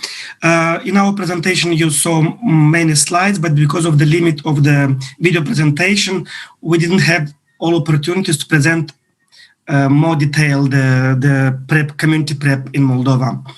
If you have any questions, I can answer directly questions, but I can stop to some points of community PrEP in Moldova. Community PrEP in Moldova started in 2019 because of many discussions between civil society, national HIV program, and international organizations. And thanks to all these discussions and to some funding from UNAIDS and the SOS project, was available to implement community PrEP and mixed PrEP. Gender.com was, I think, the only organization that was implementing community PrEP. All services from the motivation, recruiting, rapid testing, only beside the level of criterion was made in the very nearest private laboratory, but from the project money. And the doctor were coming to the organization to prescribe or not prescribe PrEP, or to continue or not continue. During the COVID, the PrEP was delivered for those who were already on PrEP, was done by a video call with the doctor, because we were making short the time. After the video call with the doctor, we were taking the pills from the hospital and we're delivering them to the PrEP beneficiary, because it was difficult during the lockdown and COVID period. And as we see, community PrEP is one of the very important one, because with the community PrEP, we covered over 68% from the all PrEP users or PrEP beneficiaries. And it's very important to advocate to maintain community PrEP realization. And Moldova, in this case, in this sense, I think it's one of the champions and one of the best practice in Europe and also in the region, like having community PrEP, delivering PrEP in on the community ground. Maybe Eugen will add something more to my presentation, and if you have questions, please address them. Спасибо большое, Вячеслав. Я, наверное, пройдусь по вопросам, которые уже есть в чате. Thank you very much, Vyacheslav. I will pick up the questions from the chat. And first of all, you know that in our country we have a territory of so-called frozen conflict is Transnistria, and over there we also dispense PrEP. This is rather a medical problem, it's not a political problem. And we resolve it quite well among the water of the Dniester River that separate Moldova on these two kinds of territories. So far, we dispense the PrEP over there, and people can get it in over their region or the whole region, or to pass to the neighboring region to get in there. There are some nuances. We will not dwell in details since we are limited in time. And I would like also to mention that our survey was taken end last year. It's like we covered with PrEP like 198, and 111 took part in surveys. So it's, as you see, it's almost 80% of those who get PrEP in our country. So some data that we presented. they are not just representative, but I would like to say that even super representative, and they really reflect the tendency in what's going on in PrEP in Moldova. At what extent we can manage to sell PrEP through drugstores or pharmacies, I don't know. Why? Because PrEP is purchased through Global Fund money. We cannot sell drugs that we received on donor money through pharmacies. In plus, those drugs, they are purchased through national program on HIV prevention. They are not sold through pharmacies. They are dispensed free of charge through health facilities. In here, we should find some other approach in order to cover even more, let's say, clients. So far, we don't have this universal solution. In case you have any, let's say, idea of that kind, so we are very ready to accept it. And concerning STIs, for those who receive community PrEP, they can get screened for other STIs. So in principle, in case a person is willing to get tested, say he or she can do it free of charge and then to get the subsequent treatment. So it is, as you see, it is quite feasible. And health professionals play a very good role in there. So what else we have as questions? We get other comment. I saw some questions about STIs monitoring. Yeah, and now we have some additional services for the beneficiaries, like especially for PrEP users. When they come to the organization, we have the possibility to make another monitoring for another 4 STIs. It's for chlamydia, it's for gonorrhea, it's for trichoponiasis and another more. And also is done in the nearest private laboratory where they're doing creatinine level. So we have a medical infectionist doctor who is coming especially for this STIs monitoring. They do first counseling, and after, if the results is positive, they prescribe also treatment. But it's just a pilot project for this, especially for those who are on PrEP. And also, for syphilis, we provide them for... The distances are short and we get in contact very quick. Same for PrEPs and as well as for other areas of health assistance or care. So that's one of the pluses. Concerning age, so far I know the eldest one that stay on PrEP, they are 70 years old, so we provide PrEP to anyone, so the age is not an obstacle. The foreigners, they can also get PrEP even in case you come just for 1 month, so you should take your documents and address for help. So why? Because it's PrEP is on Global Fund financing, but when we will switch, in case we switch to national financing, there will be a question for migrants, for prisoners, for persons without citizenship. That would be rather a problem through the financing source. In case it's a medical assurance, yes, the PrEP will be delivered only to those who are who stay on national insurance. In case you don't have national insurance, so you have to buy PrEP. From other sources. So far, we get money from Global Fund. We don't have yet such a problem, but in the future, they may present a challenge. May I answer also maybe to the Ioannis question regarding the SOAP, regarding PrEP video call?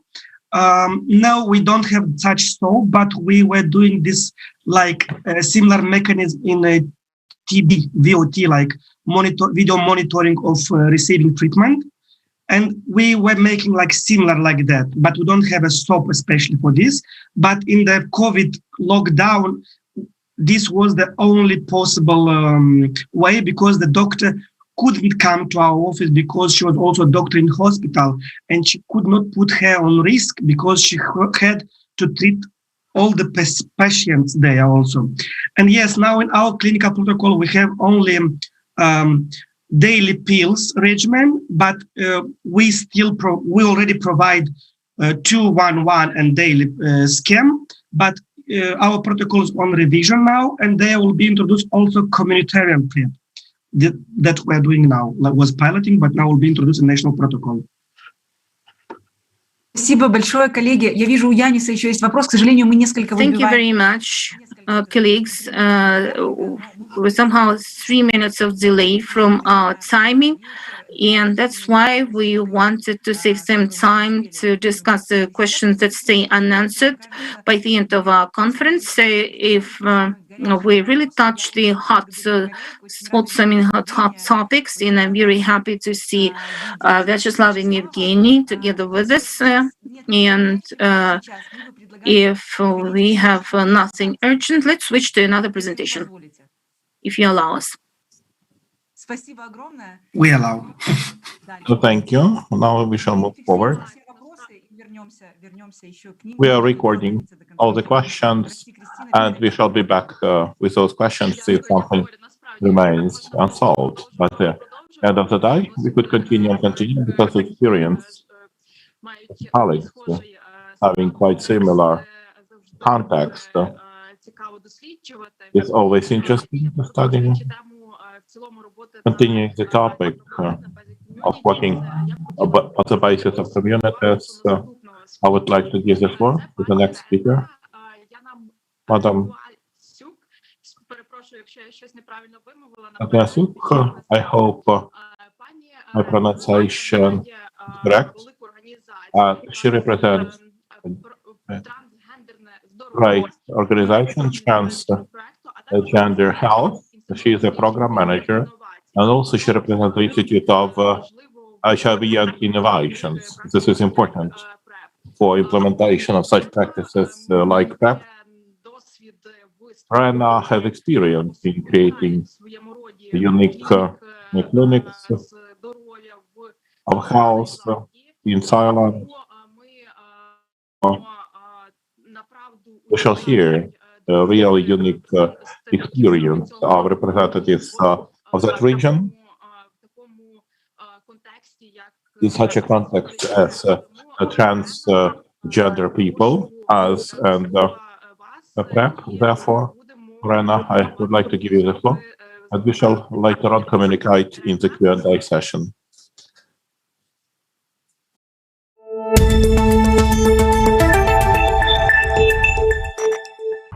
Thank you very much for the introduction, and good afternoon, everyone. And before I start, I would like to take this opportunity to thank the Public Health Center of the Ministry of Health of Ukraine for inviting me to speak at this conference. My today's topic is Key Population-Led PrEP Service by sharing the lessons learned from the Tangerine Clinic in Thailand. And this slide shows you that last year in 2020, Thailand has only achieved 13% of the national PrEP target. On your right-hand side, the blue proportion representing more than half of the Thai PrEP user came from key population-led PrEP services.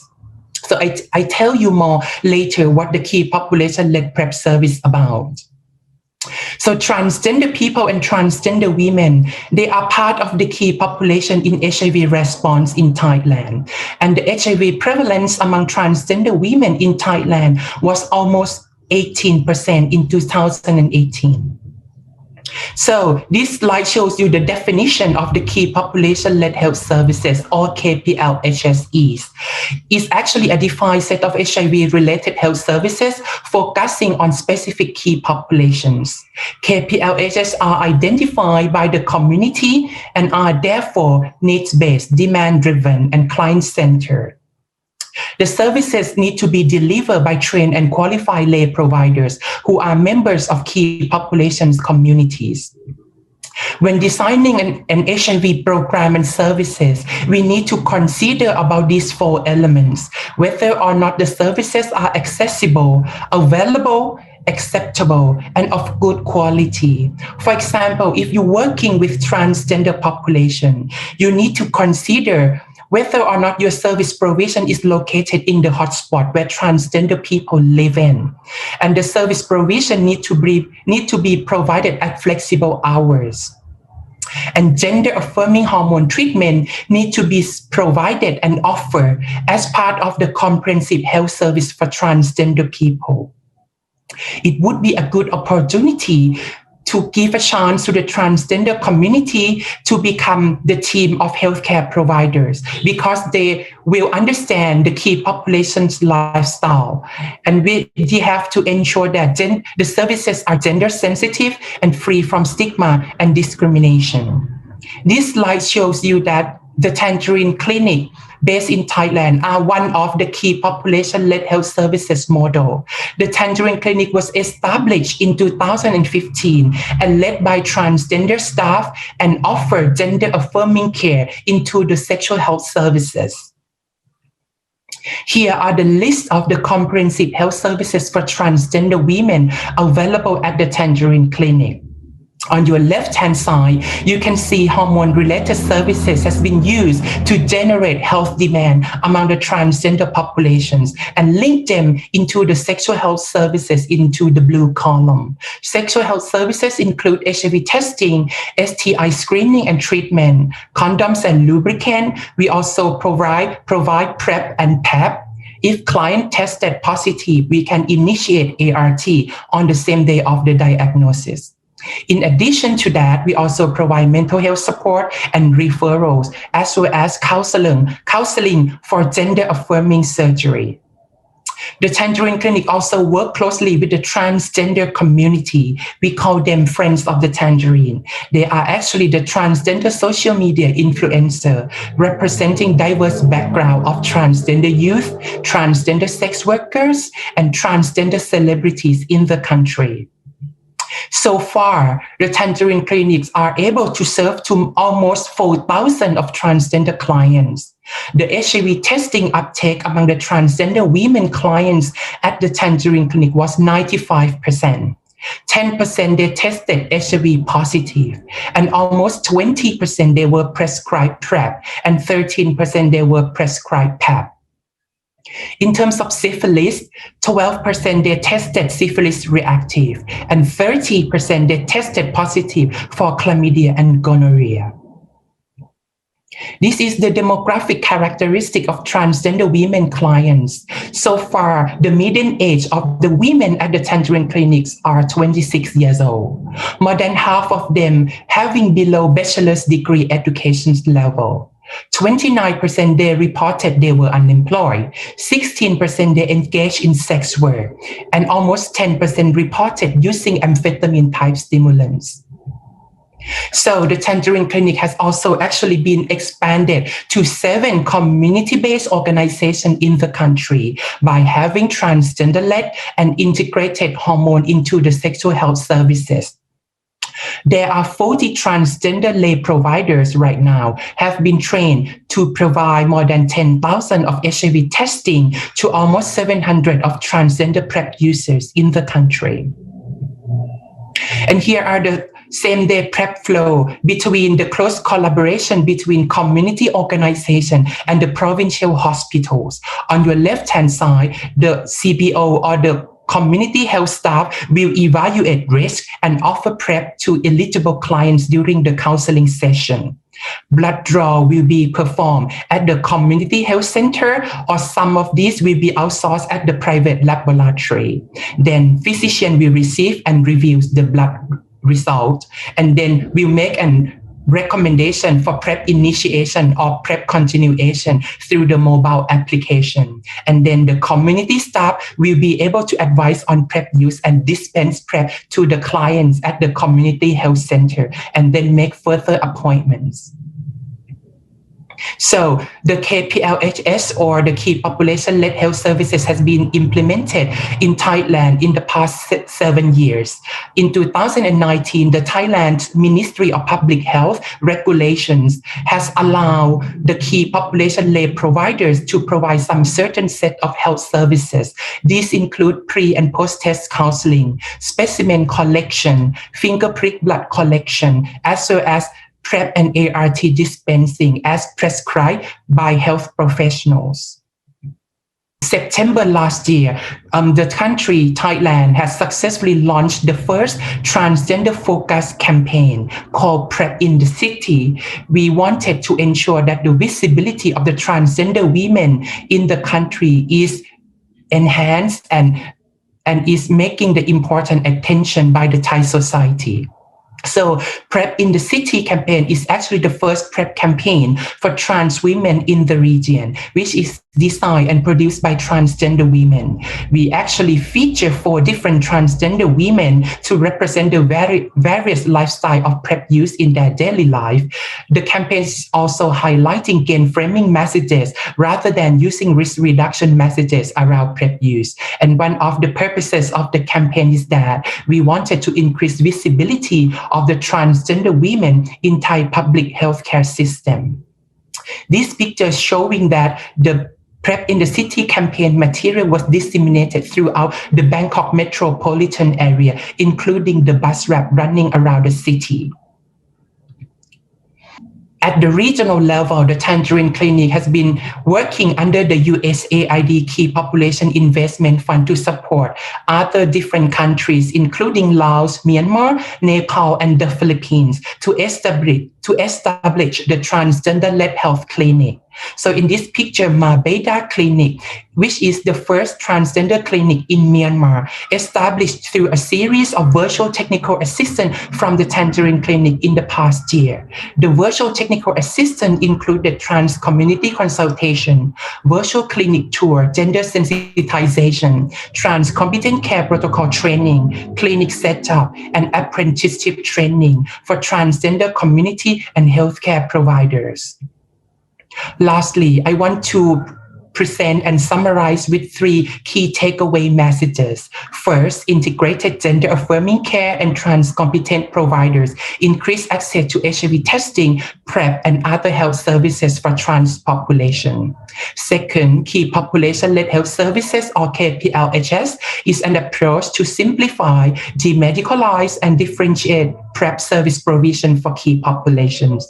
Lastly, task shifting and task sharing as part of capacity building interventions promote sustainable HIV response for key populations in Thailand. And that's the end of my talk. Thank you very much for listening.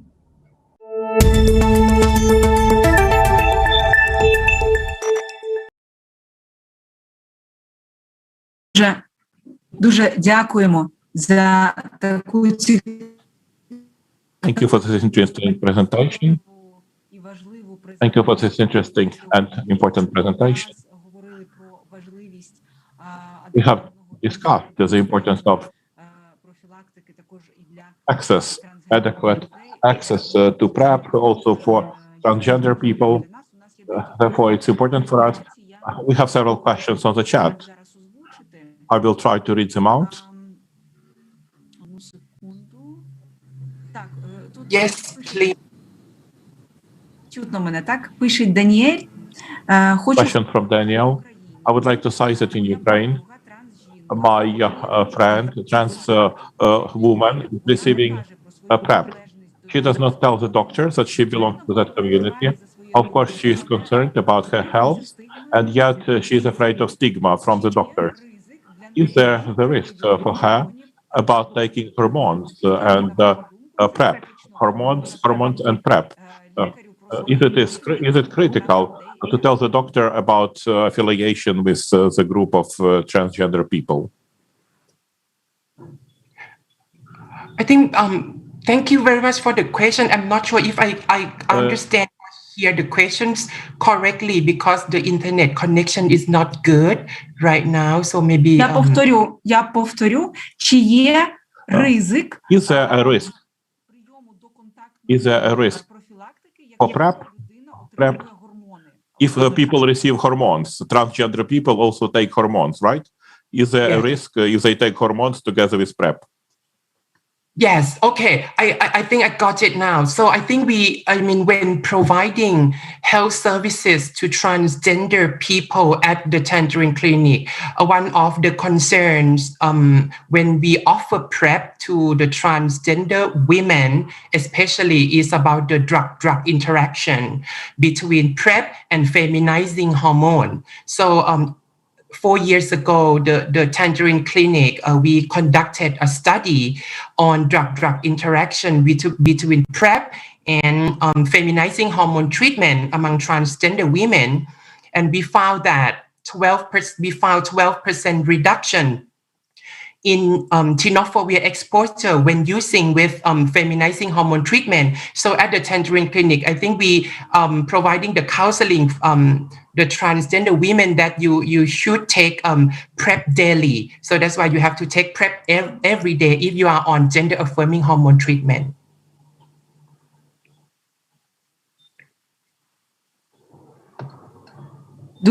Дуже дякуємо за відповідь. Я дивлюсь, якщо у нас є... Thank you for this answer.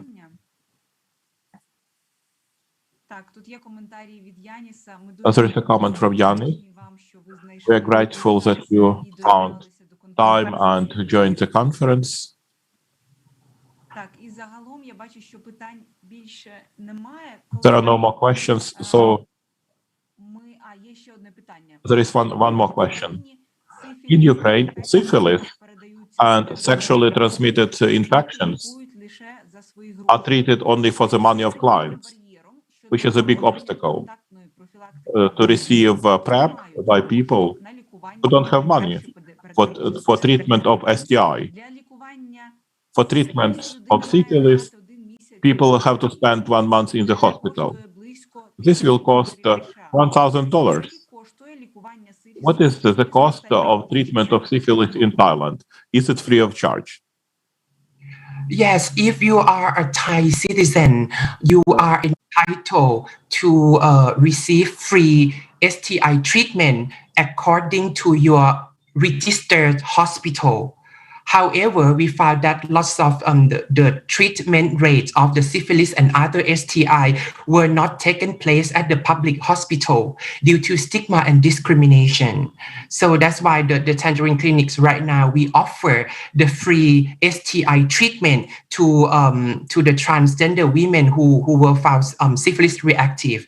And for those who can pay, we charge them very at the affordable level. So the benzatine injection for syphilis treatment is cost around $4 or $5 per injection.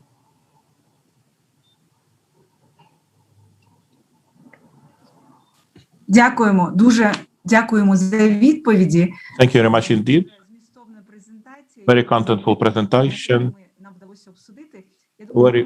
Very important things we could discuss. Now we come to the planned break. Unless you have any critical questions, we can make a break for 10 minutes. Could you please tell me, Christina, if everything is according to the plan?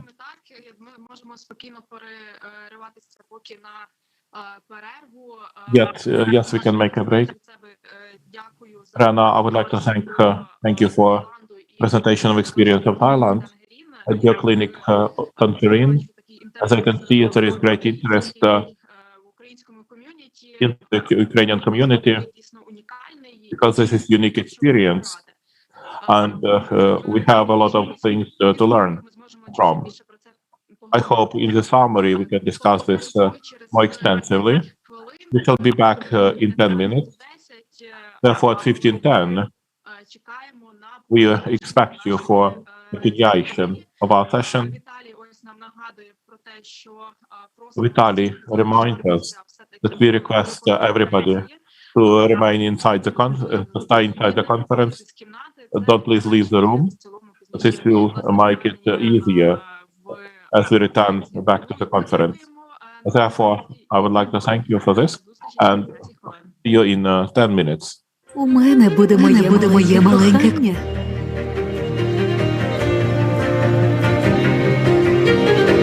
У мене будуть нові досягнення, тому що мрії здійснюються. За умови ефективного лікування ВІЛ не передається.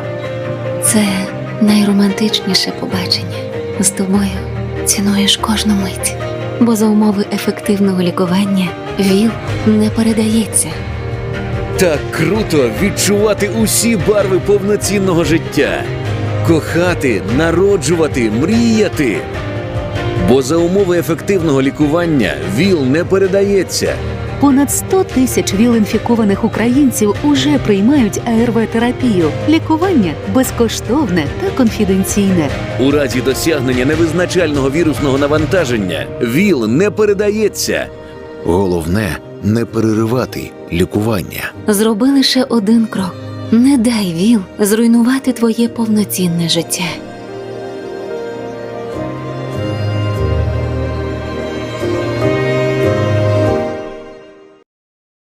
Сьогодні він з нею, завтра з ним, післязавтра з ними. Макс не обмежує свої бажання, але розуміє, що ніколи не може бути впевненим у випадкових партнерах. Тому Макс обирає доконтактну профілактику PrEP. PrEP – це таблетки, які не дають вірусу інфікувати організм. Їх приймають щоденно або ситуаційно до та після статевого контакту. Всесвітня організація охорони здоров'я рекомендує PrEP людям, які практикують незахищений секс, мають кілька сексуальних партнерів або партнера, який живе з ВІЛ. Завдяки PrEP Максим залишається здоровим та має свободу вибору. Він думає про себе, про нього та про неї. Подумай і ти. Обери безпечне життя зі свободою вибору. Захисти себе та інших. Зателефонуй на гарячу лінію з питань ВІЛ-СНІДу та завітай на сторінку Центру громадського здоров'я.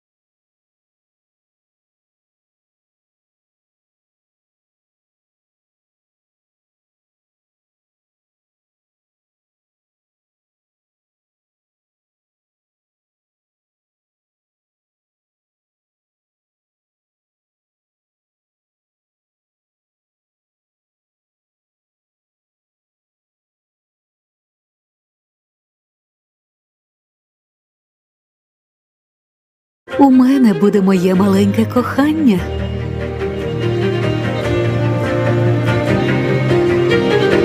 У мене будуть нові досягнення, тому що мрії здійснюються. За умови ефективного лікування ВІЛ не передається. Це найромантичніше побачення. З тобою цінуєш кожну мить. Бо за умови ефективного лікування ВІЛ не передається. Так круто відчувати усі барви повноцінного життя. Кохати, народжувати, мріяти. Бо за умови ефективного лікування ВІЛ не передається. Понад 100 тисяч ВІЛ-інфікованих українців уже приймають АРВ-терапію. Лікування безкоштовне та конфіденційне. У разі досягнення невизначального вірусного навантаження ВІЛ не передається. Головне – не переривати лікування. Зроби лише один крок. Не дай ВІЛ зруйнувати твоє повноцінне життя.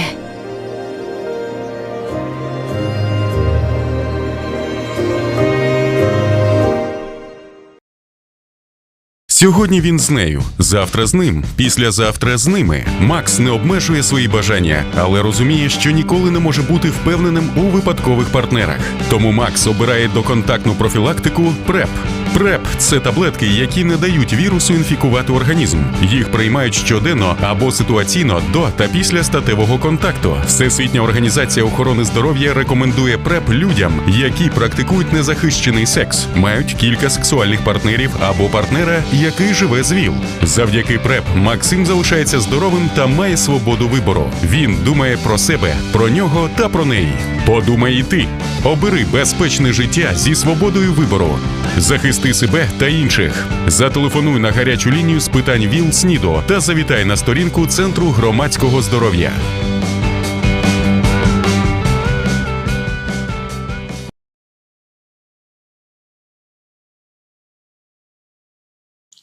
Шановні колеги, Dear colleagues, можемо повертатися. Ми живемо в такий we can proceed. We are on. We live in such a speedy time that even a break takes just 10 minutes and not more. But we've already fit in such a pace because we got lots of interesting information. We have to keep in time. So we will take coffee just in process. спікера. Це також велика для нас честь мати Уіла Натленда на цій конференції. So we will have with us Will Nutland. He's a researcher. He is one of the leading experts of tropical medicine, where we get his PhD on PrEP among MSM in London. He is the founder of PrEP's NGO. This is a center that provides information on PrEP in England and around, and also is expert in using щодо потреби користувачів PrEP у прийнятті PrEP users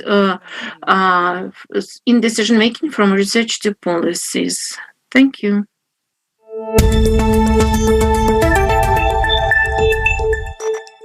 I want to thank Sindra Fura at AVAC, who has been a collaborator and a partner on this work.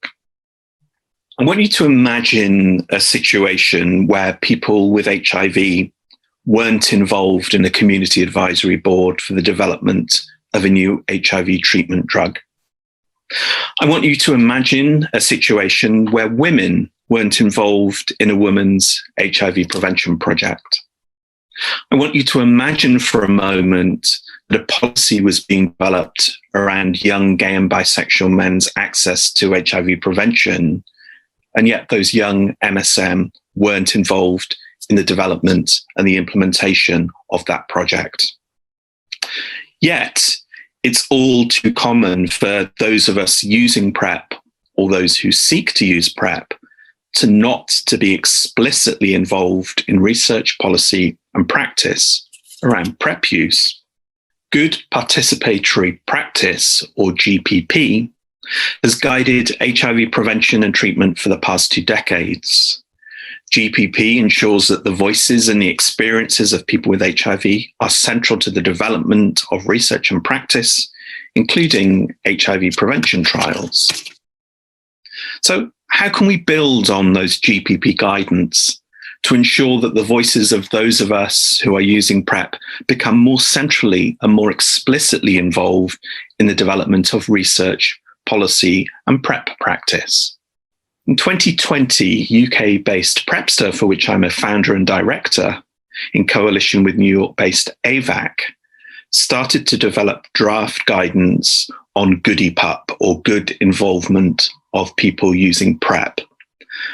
And this guidance builds on the GPP guidance and the frameworks for people living with HIV. Let's consider what these guidance might start to look like that we've been developing at PrEPster in partnership with AVAC.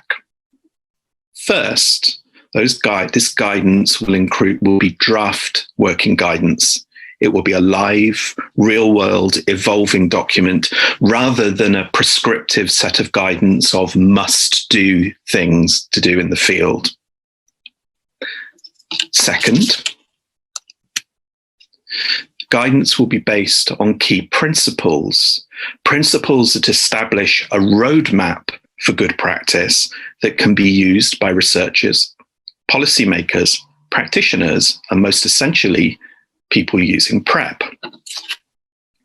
And third, this guidance will include case studies, real-world examples that help to contextualize what good practice looks like in reality. What are the next steps for us around developing these international good practice guidance?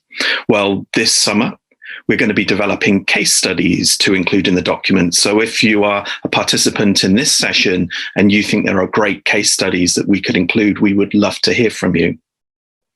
Secondly, we're going to be doing targeted consultation with key players globally to help us refine and define the guidance, make it even better than it currently is in the draft. And then finally, in the autumn, we intend to release a consultation draft that we can start stress testing this guidance in the field. Here's where you can find out more about the project on the web link. And if you're excited by this project and you'd like us to be involving you in it, here's the email address which you can get involved with us. But we're not just developing good practice guidance for the sake of it. History shows us that good involvement and good engagement does 3 things. First, it increases the enrollment and retention into PrEP and HIV prevention clinical trials. Secondly, it increases the implementation of policy. And finally, it improves HIV prevention practice. And all of that must be good for all of us. Thank you for your time today, and I look forward to taking part in the discussion that's going to follow.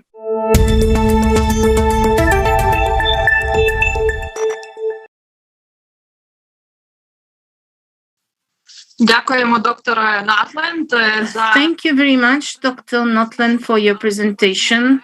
We see that our colleagues already took your link and shared it for getting to this website that you mentioned in your presentation. In case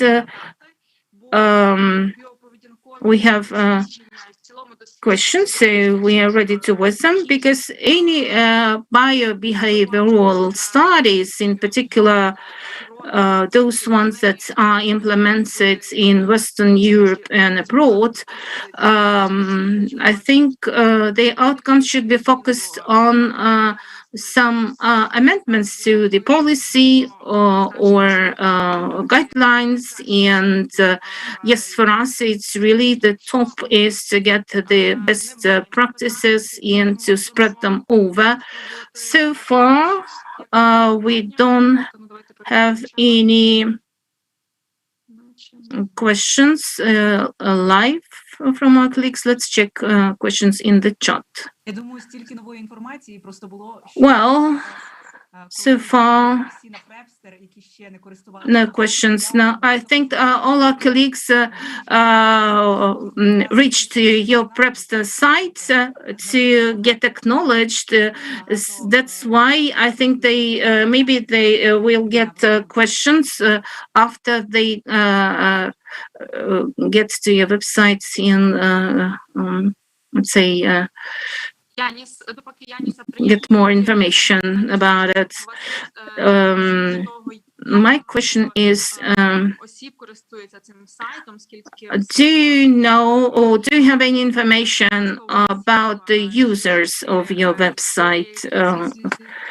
Do you have any monitoring of your website, PrEPster website usage? Do you have any data? Yes, we do. That's a nice question. So when we started PrEPster in 2015, almost all of our website users were from the UK. Because increasingly we've been providing information in a whole range of different languages, including sometimes Ukrainian, Russian, quite recently Japanese, and Arabic. The vast majority of the visitors to our website are now people from outside of the UK. If you look at the top 20 visitors by country on our website, 15 of those 20 are from Arabic-speaking countries. Japan is now the country that is secondly most commonly visited. We know that there's a fairly good gender split. The majority of people who visit our website are under 35. So lots of the target groups of people who we would most want to meet. We don't ask information about PrEP use on our website. Monitoring data collection, we probably should.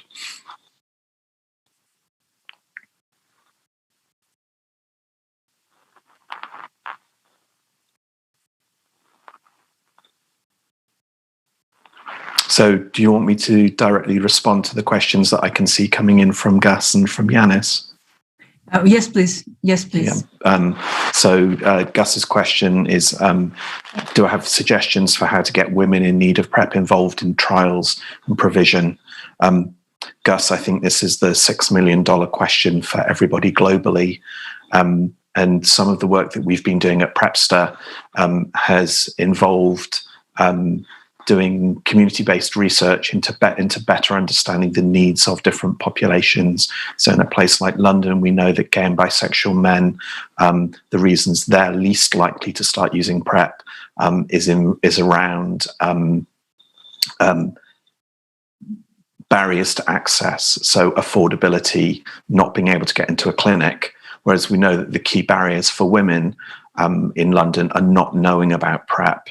So there's a massive amount of education that has to happen that helps women to understand, firstly, what PrEP is, and to help those women to understand that they may be a potential beneficiary from PrEP. But I think, Gus, this has to go beyond only doing education interventions. There are some really fantastic global examples of providing information to women about using PrEP. I think we have to be doing a lot more work with other services and not just health services that the women who could potentially use PrEP are encountering already. So family planning services, contraceptive services, termination of abortion services, drug and alcohol services, refugee and asylum services, travel services, all of these kinds of services that women will already be having an intervention with someone and working with the providers of those services to kind of drop a PrEP intervention into some of those services. So structural level interventions with the providers of other health services, I think, is something that we should be really focusing on. And let me just scroll to Yanis's questions. Can you speak to the situation of cisgender women advocacy on PrEP in England? And there have been some cisgendered women who have been involved in advocacy in the UK and across Europe. But as we all know, Gus will know, Yanis, from the work we've been doing together in PrEP in Europe, the vast majority of advocates have been gay and bisexual men. I'm really delighted to say that because of some really focused and targeted work, particularly in London, the gay and bisexual men who are involved in PrEP advocacy are not all older white cis men like me. We've done a lot of work to really get men from Black and minority ethnic groups involved, men who don't have English as a first language, migrant men and younger men. And I think we now need to think about how we could take all of that fantastic advocacy learning and encourage more women to become involved in PrEP advocacy. I think the shameful thing from both Gus and Yanis is that lots of the funding that's been made available to draw women into advocacy programs has been really, really short-term funding. So just 12 months through things like Public Health England's Innovation Fund, and just as you get a critical mass of women being involved and excited and engaged, all of the funding runs out and you no longer have the ability to support these advocates and to help assist them. Дуже дякуємо. Thank you very much. Дуже дякуємо за такий Thank you very much for your deployed answer. Good deployed answer. I think that we got more questions which we will address at the end of our day. And now we switch to the next presentation.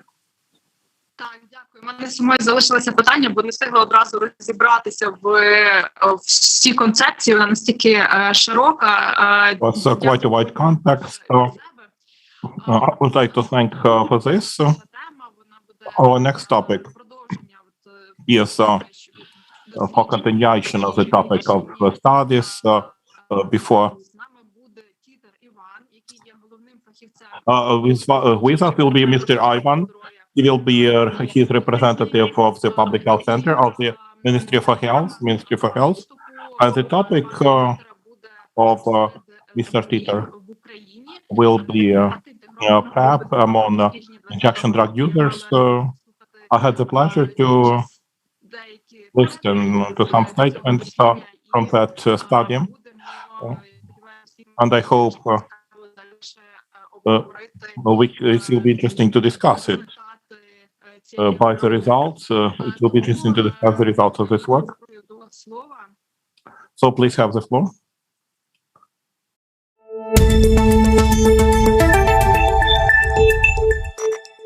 Good morning, dear colleagues. I'm Ivan Titer. I represent the Department of Scientific Research of the Public Health Center, the team for biobehavioral studies.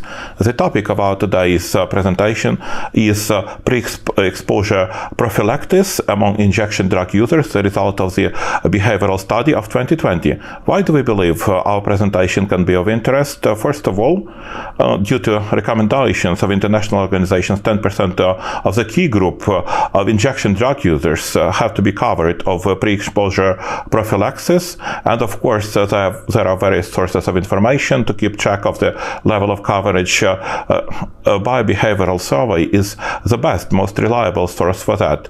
The question of PrEP was asked in biobehavioral studies for a long time, at least since 2015.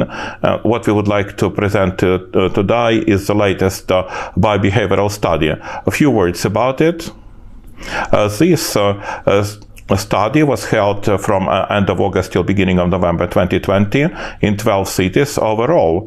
6,000 plus people interviewed. It consisted of two components, behavioral and biological. Biological component included fast HIV test, antibodies to hepatitis C and syphilis. After the field stage, the results were processed and analyzed in the statistical software packages SPSS and DS Analyst. And the main result that we have received about PrEP is that PrEP remains for most of people using injection drugs an unknown acronym. In particular, as it was shown by this study, each ninth participant, slightly more than 11%, mentioned they know what PrEP is about. Among the clients of civic organizations, there is greater awareness also among the women and among representatives of all the age group. Looking city-wise, the level of awareness about PrEP was variable. Among the cities, the highest awareness of PrEP among the injection drug users. In the city of Cherkasy, at least one-third of participants, in Khmelnytsky, about 30%, as well as Kiev, where every fifth knew that there is such a pre-exposure prophylaxis. As far as availability of experience is concerned, the survey has demonstrated that such experience is only possessed by a very small group. Slightly more than 1% of participants have confirmed they have uptaken PrEP or take it now. Looking city-wise, also there is a great variability. In Khmelnytsky, about 5% have declared they uptake pre-exposure prophylaxis, as well as Kiev city, about 5%. In some cities, the numbers are quite marginal. Summarizing, we can say that the main outcome of this survey is that very few representatives of the key group, injection drug users, know about PrEP. If we look into the results of biobehavioral study of previous wave of 2017, in this wave, the share of representatives of the group who are aware of PrEP has increased only by 1/3. The same is true about practice of application of PrEP. We can say that compared to the previous wave, such people who have experience of the use of PrEP is only 1/3 greater. Those results of the study demonstrate there is a lot of room for the awareness campaign among representatives of this particular key group concerning PrEP. Thank you.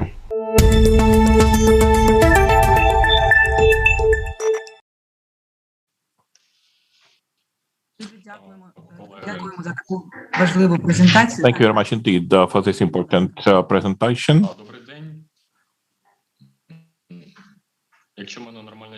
Can you read me? Can you hear me?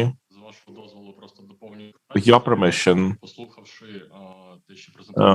after listening to what was presented yesterday, I have added a data which could be about what was referred to as PrEP gap, if I may. I can also show that. Yes, you'll be happy with it.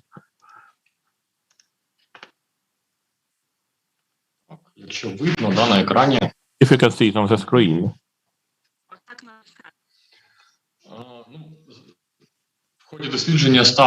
During the study, there was a question whether the participants would agree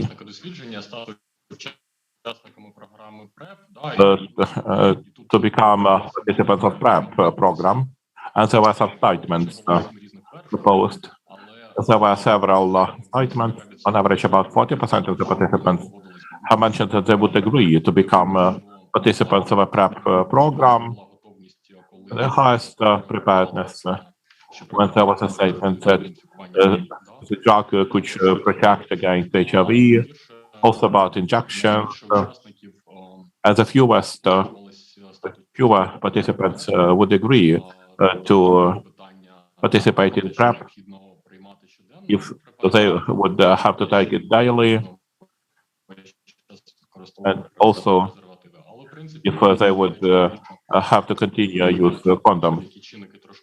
Yet we can look what kind of factors affect motivation for PrEP.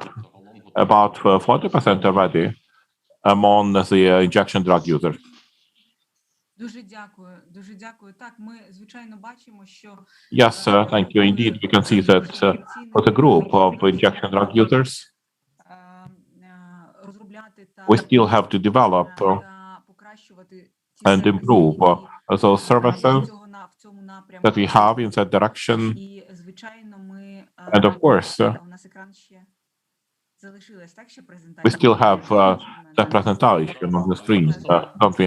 Yes, we do. If we have any questions, I can switch to the slide with numbers. Дивитись, те, що я там... Це дійсно мала те, що раніше озвучувалось. Так, у нас є, дякуємо, тут краще видно. У нас, я бачу, є запитання від Яніса. As I can see, there is a question from Yanis. Як на вашу думку, What do you think? Чи є бажання у... If there is a willingness of providers to administer pre-exposure prophylaxis, I think this is supposed to be for injection drug users. Ну, мені казати, тому що ми дослідники, ми не маємо безпосереднього відношення до тих, хто якби займається вже практично. Ну, зараз, на жаль, просто що це не носиться до нашої сфери компетенції. Regretfully, this is outside of our sphere of competence. I cannot really explain this. Maybe some other colleagues would complement that. Так, я знаю, так, у нас, звичайно, є лікарі. Of course, we have doctors who prescribe pre-exposure prophylaxis. So, colleagues, if you have any information about it, we'll be happy to see it on the chat. And of course, for us, this information is very important in the context of the use of this study for its direct application for program activity. Of course, our programs are using the data of the studies and this helps to adequately and objectively assess the situation and work with barriers. Thank you very much indeed, Ivan. Now we can move to the next presentation. I'm happy to invite Andriy Boguslavets, a program manager of the project of PrEP of Alliance Global civic organization. He has been working in their prevention programs since 2019. He was involved in the information campaigns about pre-exposure prophylaxis. Andriy, we're happy to invite you with your presentation about the experience of implementation of the innovative project, the project of delivery on the conditions of COVID-19 in Ukraine.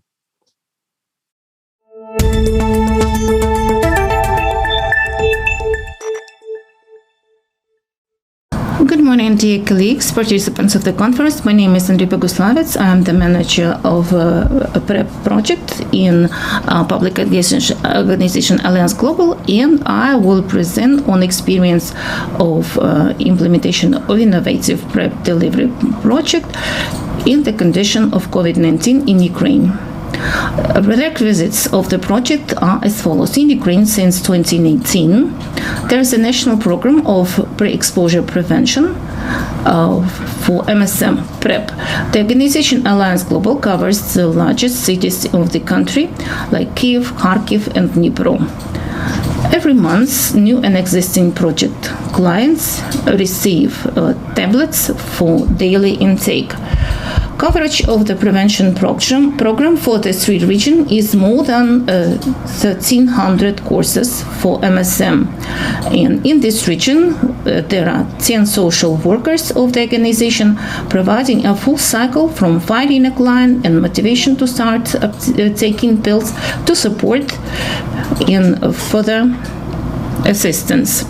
In Ukraine, in connection with COVID-19 pandemic, a lockdown was introduced, public transport was cancelled or restricted, and movement in major cities has become difficult. 1 in 5 people infected with COVID-19 by the time was a health worker. 8 centers where people received PrEP were located outside the city, and this created a barrier for MSM to receive PrEP, as moving around the city put them at risk of COVID-19 infection. infection. Adherence loss in PrEP among MSM may lead to a new outbreak of HIV infection among MSM in large Ukrainian cities as Kyiv, Kharkov, and Dnipro.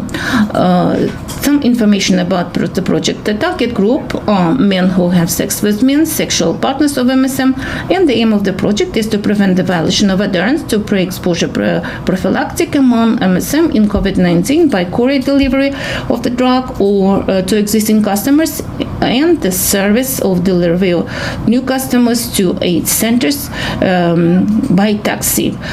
Project term was from June 1st, 2020 to November 30, 2020. The project was implemented with support by Alliance Global and Elton John AIDS Foundation.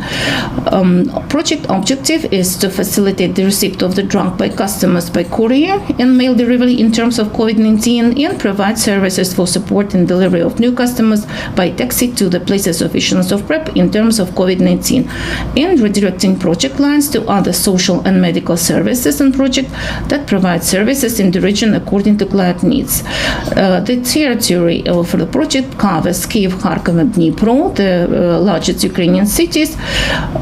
Two companies, Nova Poshta and Uber, were involved in the project, with which we signed the agreements, and we have 6 social workers involved in the project in Kyiv and 2 social workers in Kharkiv and Dnipro, providing all the services within the project terms.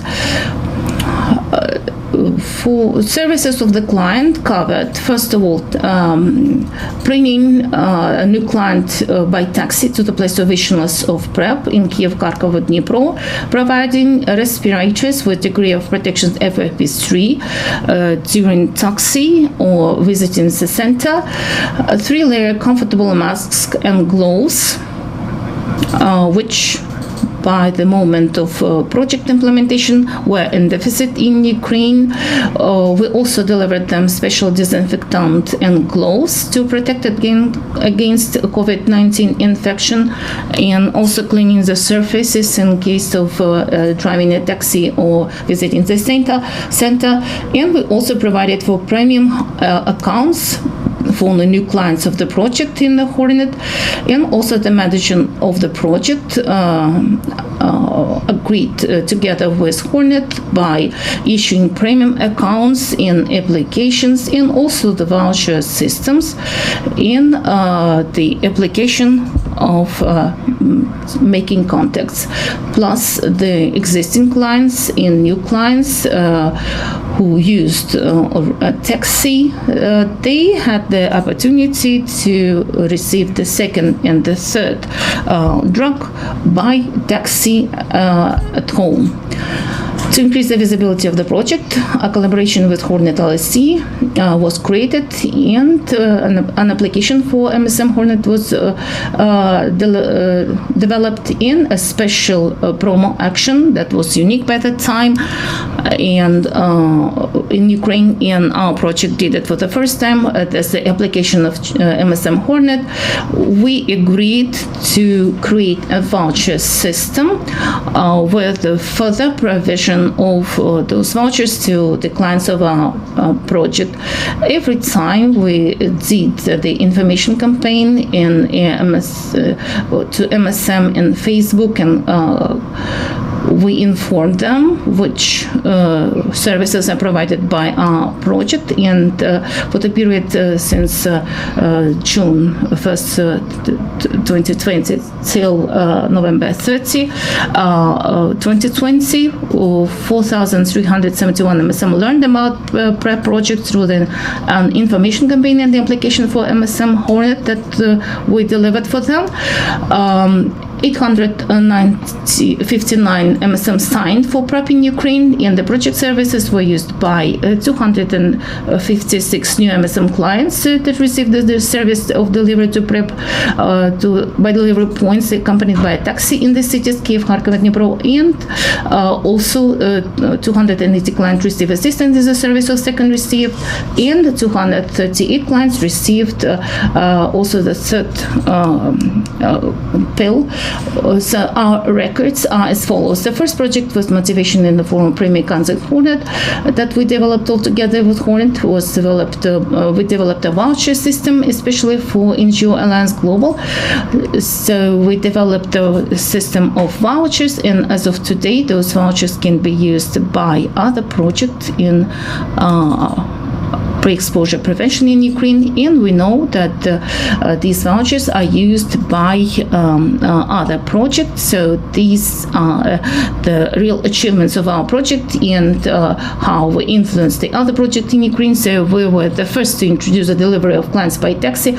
We developed a special algorithm how to work with the clients, and we started to working with Uber, and this is the first project of drug delivery by mail or courier for our clients at home.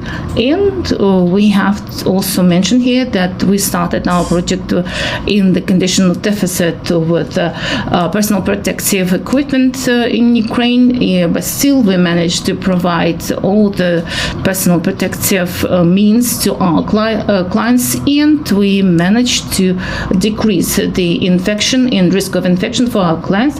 Thank you very much for your attention. Hope that it was interesting for you.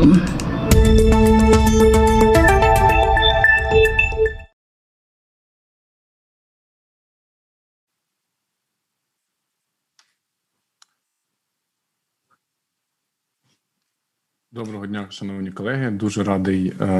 Good afternoon, dear colleagues. I'm happy to be present today with you. Thank you, Andriy, for this interesting presentation. Indeed, those were quite new and innovative approaches that have helped to provide overcoming of the barriers that have emerged due to the situation related to COVID. I have a question. COVID has brought about a lot of new approaches, like online operations, reduction of communication, face-to-face communication. What do you think?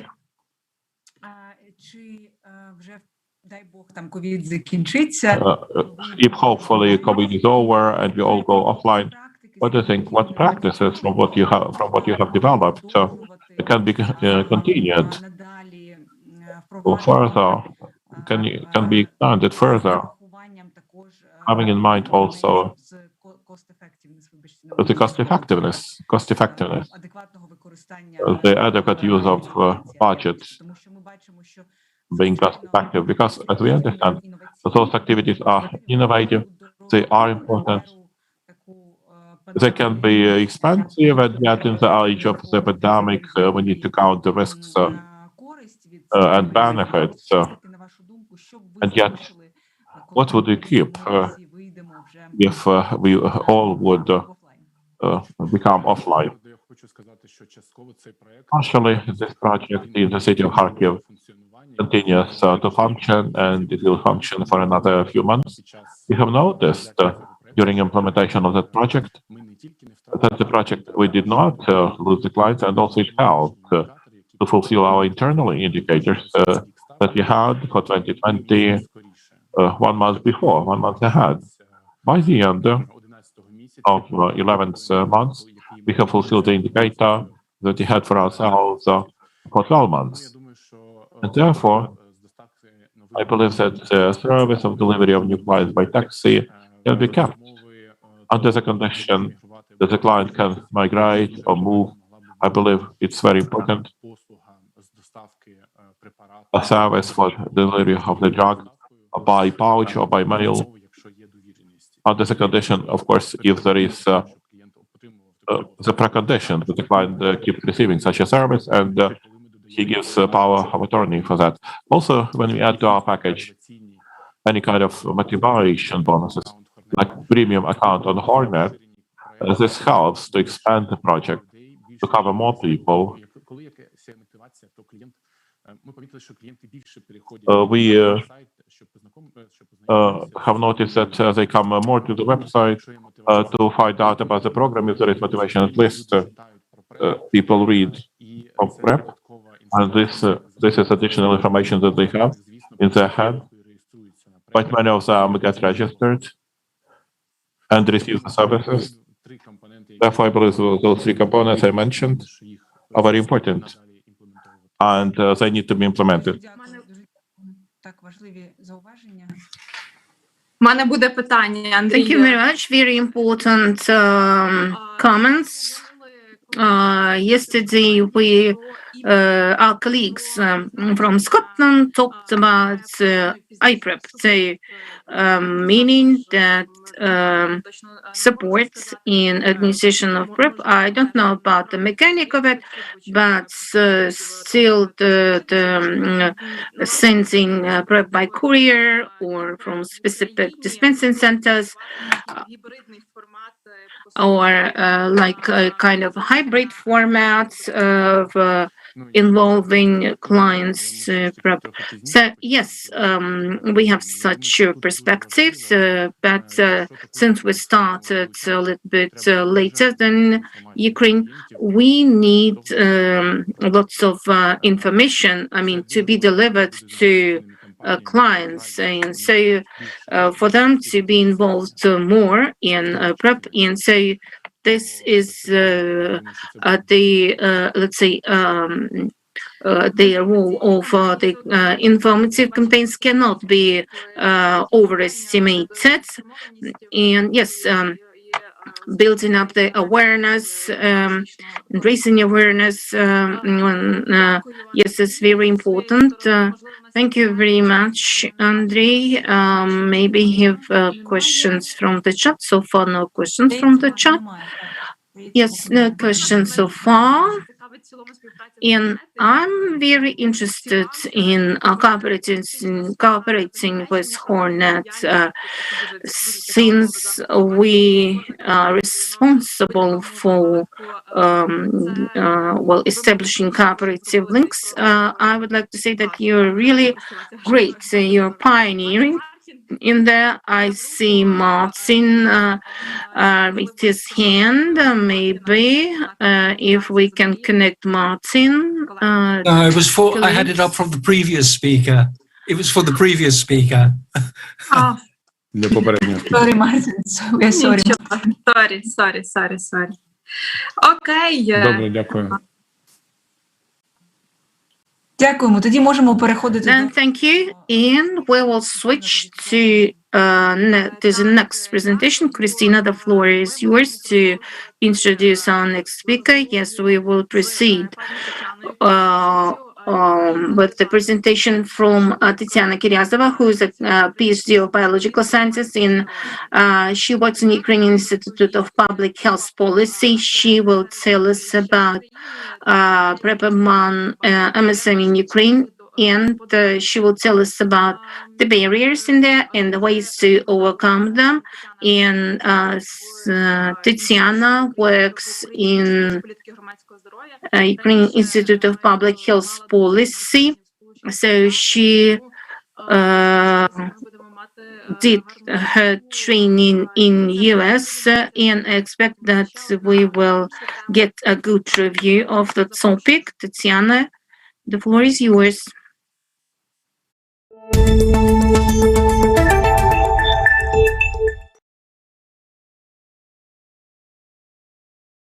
Hello. The topic of this presentation is pre-exposure prophylaxis among men who have sex with men in Ukraine, barriers and ways to overcome them. In Ukraine, MSM remain a high-risk group for HIV infection.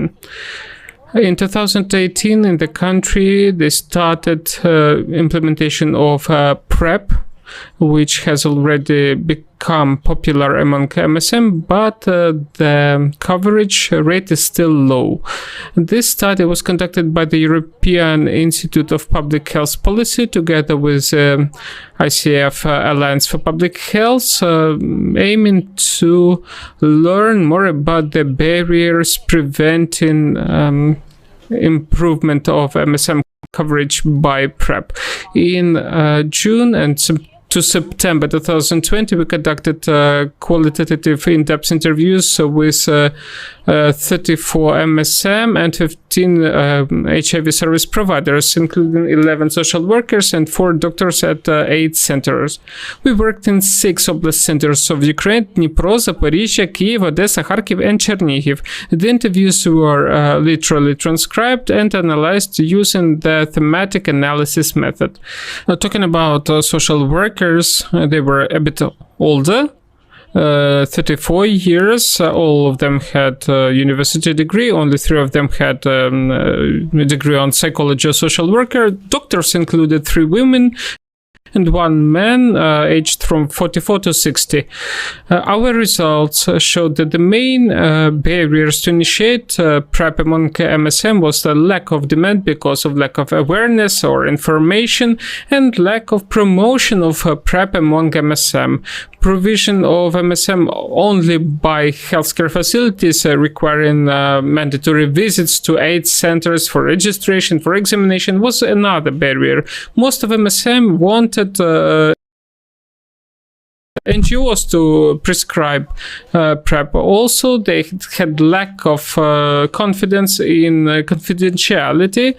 And another barrier was absence of on-demand regimen, because at the time of study only daily regimen was approved at the national level. 2 main motives why MSM start PrEP. First is having a permanent HIV partner, or vice versa, not having a permanent partner and having occasional partners. MSM who had an HIV positive permanent partner usually followed daily regimen and spoke about mutual support. That is, for them, the main motive was not the desire to protect themselves, but the desire to support the partner, like taking the drugs together, the pills together. The MSM who informed about the occasional partners wanted on-demand PrEP, adherence to PrEP. The studies showed that MSM receive information from various sources, internet, doctors, NGOs, and this information is quite often conflicting. Information about regimens. That is why they choose the regimen themselves. Not all of them who get registered in the program, they are motivated or informed. So many of them interrupt or take the PrEP irregularly. Despite the fact that doctors recommend a daily regimen, men who have sex with men learn about 2+1+1 scheme in internet, and they use this regimen quite often irregularly. As one of them said, if I didn't have time to take the pill before contact, then I take it for a week long. And most of MSM who interrupt taking of the drug, they hide it from social workers because they are afraid of being deprived of the support. The results showed that behavior changes, and despite the fact that unprotected sex, chemical sex, recreational taking of drugs, group sex, and so on, they are widespread among all MSM of different age groups, yet MSM receiving PrEP feel safe regardless of the regimen they have selected or the way they actually adhere to it, and that affects their sexual behavior. A number of MSM informed that after starting PrEP, they more often practice unprotected sex, which leads to an increased HIV risk. As one of them said that, yes, I've already had one sex without a condom, but I don't care because I feel protected and it's easier to live this way. So we can speak about the following conclusions. First of all, MSM community needs clear, unbiased, and unambiguous information about PrEP, its risks and limitations, as well as about approved PrEP regimens. The information needs to be provided through effective and reliable communication channels. Thanks to recent approval of the 2+1+1 regimen by the Ministry of Health, a substantial barrier to improving PrEP coverage was eliminated. However, NGO-based provision of PrEP is still necessary for further scaling up of the PrEP program among MSM in Ukraine. Thank you.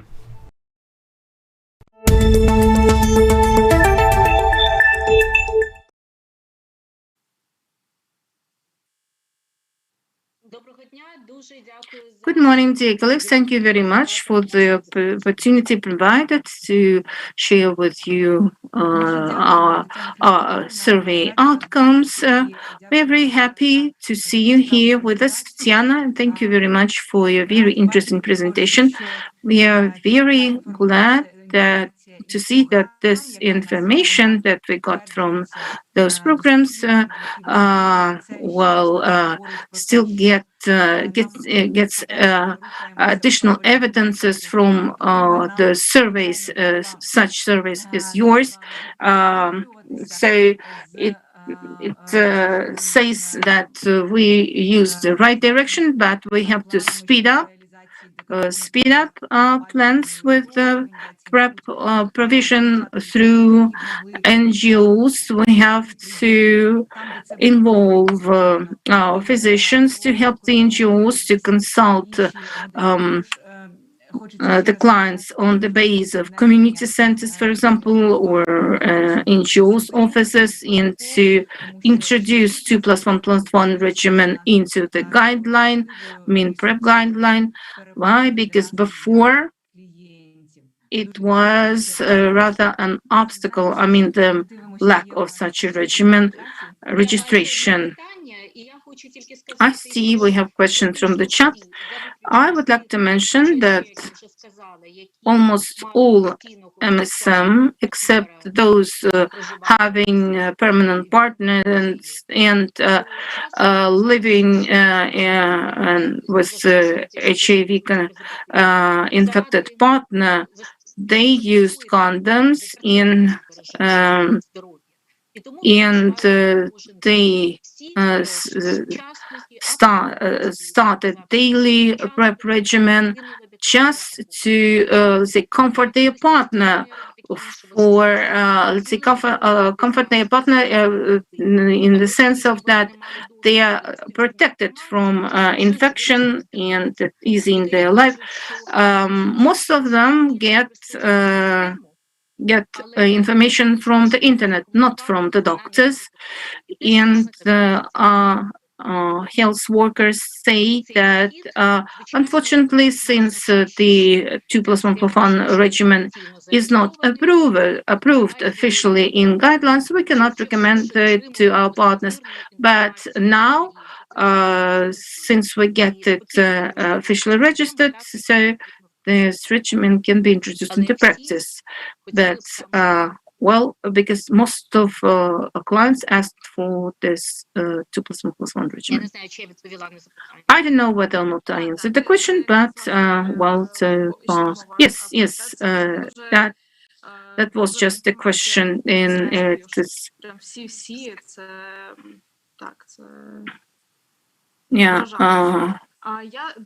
It's really impressive that you managed to cover most of your clients from this vulnerable group. Now we thank you once more for your survey and sharing the results of your survey with us.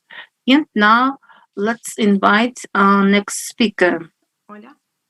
Olga. Yes, I'm here. I hope you hear me because I just forgot to switch on my mic. And now we invite Mikhailo Perlovsky. This is our colleague from the charitable organization BC Network from Kryvyi Rih city.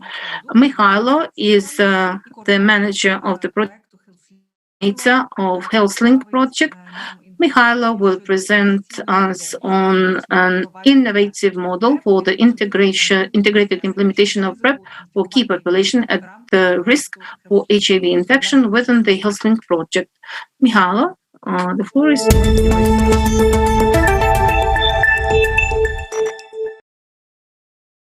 Good afternoon, dear colleagues. My name is Mikhail Perlovsky. I'm the coordinator of HealthLink project of the Network Charitable Foundation in Kryvyi Rog. We now have the honor to take part in the National Conference on PrEP, and we are happy to present our vision, our complex model for ensuring PrEP for key populations. So what are our conditions? What is our situation? Presently, according to the estimates, in Ukraine there are about 2,500 HIV-infected people, and we know that about 40,000 of them live in Dnipropetrovsk Oblast. That is, we can be positive about stating that 1 in 6 HIV-infected persons in Ukraine reside here in Dnipropetrovsk Oblast. Also, it's not a secret that sexual transmission pathway is now dominating. According to the data of Public Health Center, about 63% of HIV infections detected in 2021 are people who were infected because of their unsafe sexual behavior, because of their failure to use either condoms or pre-exposure prophylaxis. And we understand, we see that this is a serious, a very important resource for us to expand PrEP program in our region. So what barriers did we have before we started the PrEP intervention under the HealthLink project? We know that Dnipropetrovsk Oblast, places like Dnipro, Kryvyi Rih are large sites, really big cities, and in Dnipropetrovsk Oblast, before we started this work, we used to have only 3 PrEP sites, and they were located, and they are still located in the AIDS center of Kryvyi Rih, the same center in Dnipro, and clinical hospital number 21 in Dnipro. There is the city's AIDS center of Dnipro. We understand this is not sufficient for such a large region. At the same time, Dnipropetrovsk Oblast is one of very sad leaders in terms of HIV prevalence among general population and key populations in particular. Moreover, while we need to create additional sites for PrEP, we need to develop and to improve the existing regulations, protocols, norms, patient pathways in order to effectively cooperate with healthcare facilities and NGOs. Also, unfortunately, we still see very slow deployment of index testing at healthcare facilities. All these factors lead to a situation where demand for such services is very low. It's insufficient, and it's not surprising considering that there are few places where people can receive such services. Of course, if they need to travel for 100 kilometers to the site, they don't often have a desire or opportunity or motivation, so to say, to travel that far.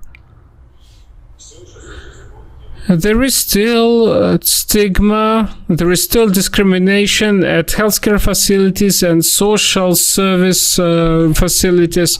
Of course, the situation has been improving according to the recent studies, but stigma and discrimination at healthcare facilities and from social workers, health professionals still exist, creating new barriers and fears among people who could and should receive the service of PrEP. So what components does our model include?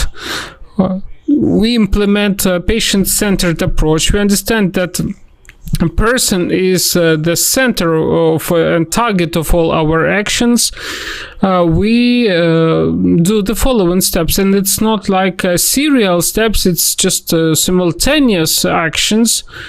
Well, considering that we had only 3 sites, we initiated creating new PrEP sites, and now in Kryvyi Rih we have 4 more sites. They are located in Kryvyi Rih City Hospitals number 1 and number 8, Kryvyi Rih Central Rayon Hospital, who provides services for villages around the city, and of course sexually transmitted infection hospital of Kryvyi Rih. So we have all in all 7 sites in Dnipropetrovsk Oblast. We understand there are problems with stigma and discrimination.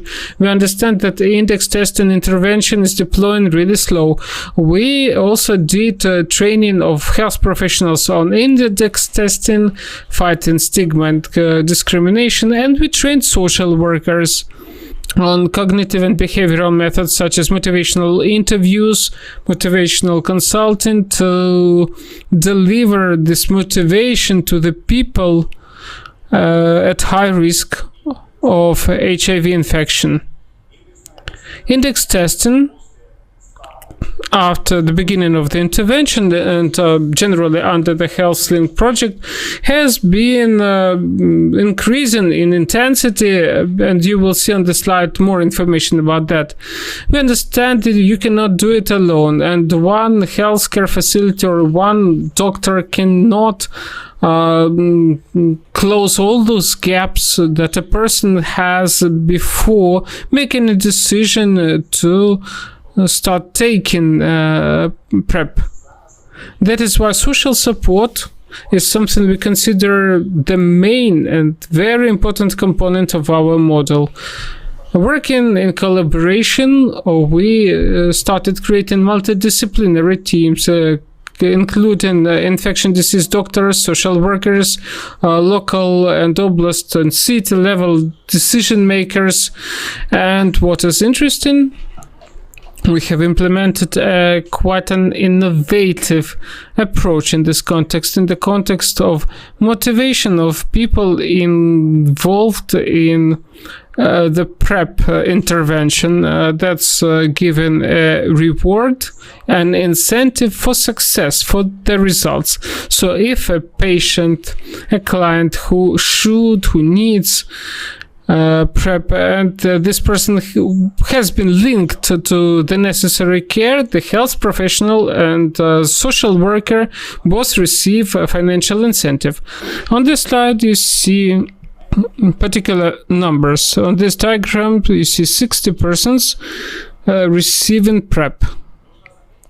It must be noted that that's a yearly indicator of the Health Link project, and this intervention started with October 2020, and we are now, as of March 2021, have reached our year targets. So this complex approach has allowed us to provide 47 index partners and 2 commercial sex workers and 11 MSM with PrEP. So in percentage, that's 78% index partners, 4% commercial sex workers, and MSM are 18%.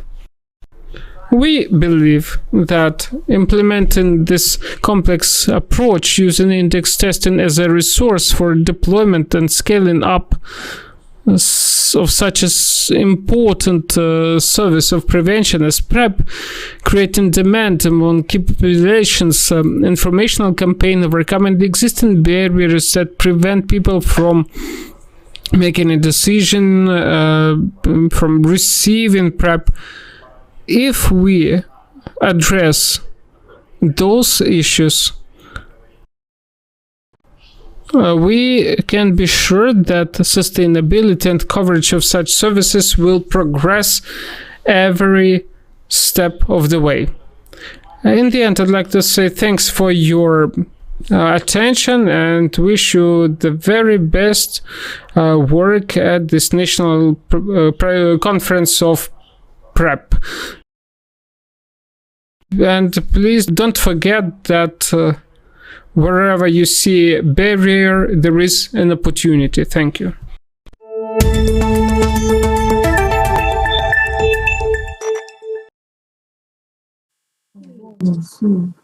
Так, добрий. Здравствуйте, коллеги. Good afternoon. We are happy to see you on the conference. Извините, пожалуйста, у нас пользователь конференц-хост, мне кажется, с открытым микрофоном, и мы вас слышим, коллеги. Если можно, замьютайте. Some people have their mics muted. Conference host in particular has their mic unmuted. That's fine. Дякую дуже за презентацію. Thank you for the presentation of the experience of HealthLink in Dnipropetrovsk Oblast, and also for bringing the question of index partners. Even on the chat, people ask the question, who are the index partners? Maybe a few people know all the mechanism of project implementation by HealthLink in Dnipropetrovsk Oblast. Maybe you can say a few words of the index partners. What is their part? Which role do they play in that cohort of recipients of PrEP with support of the project? Thank you for this question.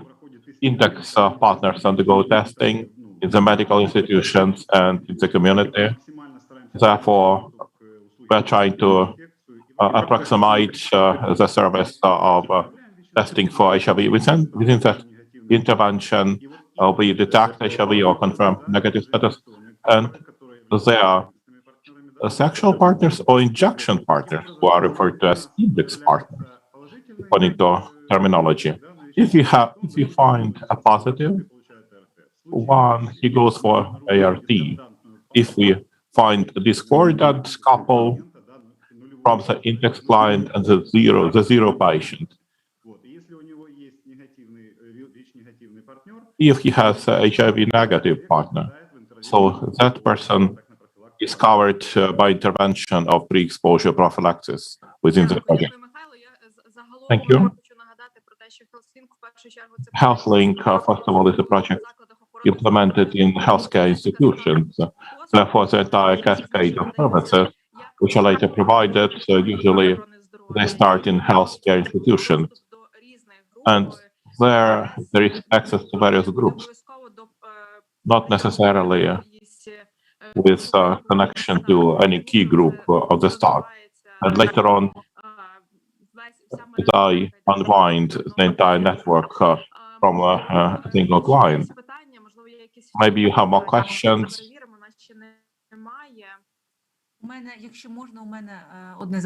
I have a question. Thank you for this interesting presentation. Could you please tell us, from your practical experience, was there a difference of recruitment and support of women and men from the pool of index partners?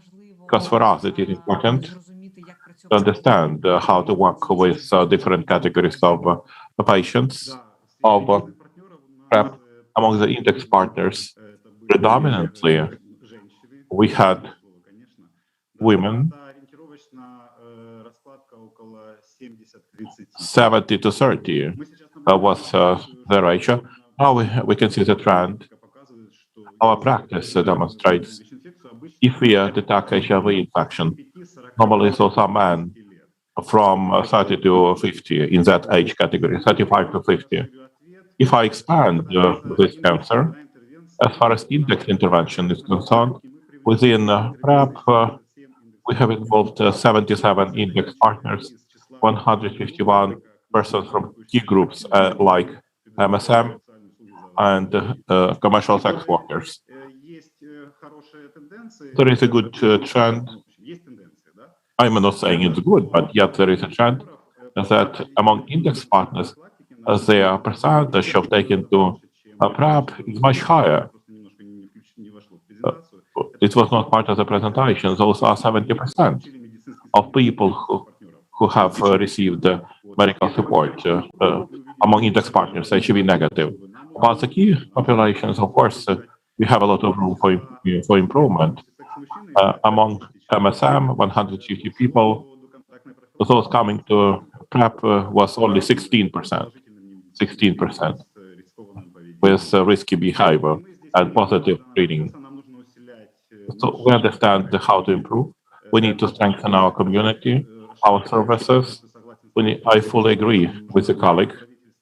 As non-governmental sector must be reinforced with medical specialists.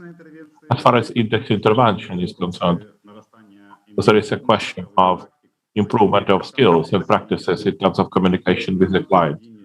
For efficient taking the person to registration, ART, or if he is HIV negative, to the PrEP. That's right, I can fully support that. Motivation consultancy is one of the skills and packages by which we offer our providers one of the most efficient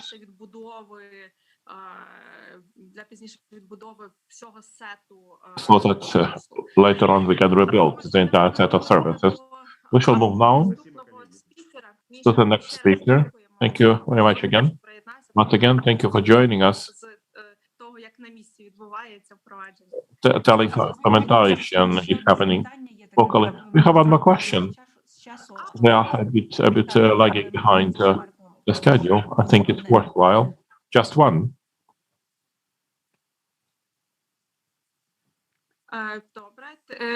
Зачитати. Shall we read this? The question from Tatiana Minenko. Quite many speakers in practice implement PrEP in Ukraine in form of involvement of index partners. The discordant couple, don't we level down the principle N is equal to N?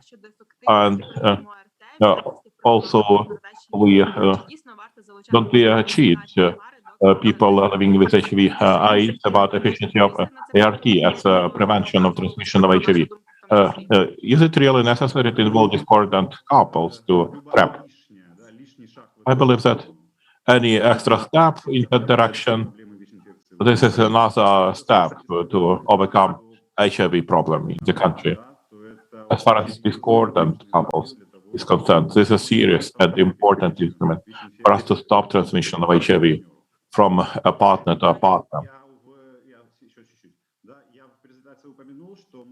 I mentioned in the presentation that we don't work on our own. We have multidisciplinary team with medical workers, social workers, people who take decision makers.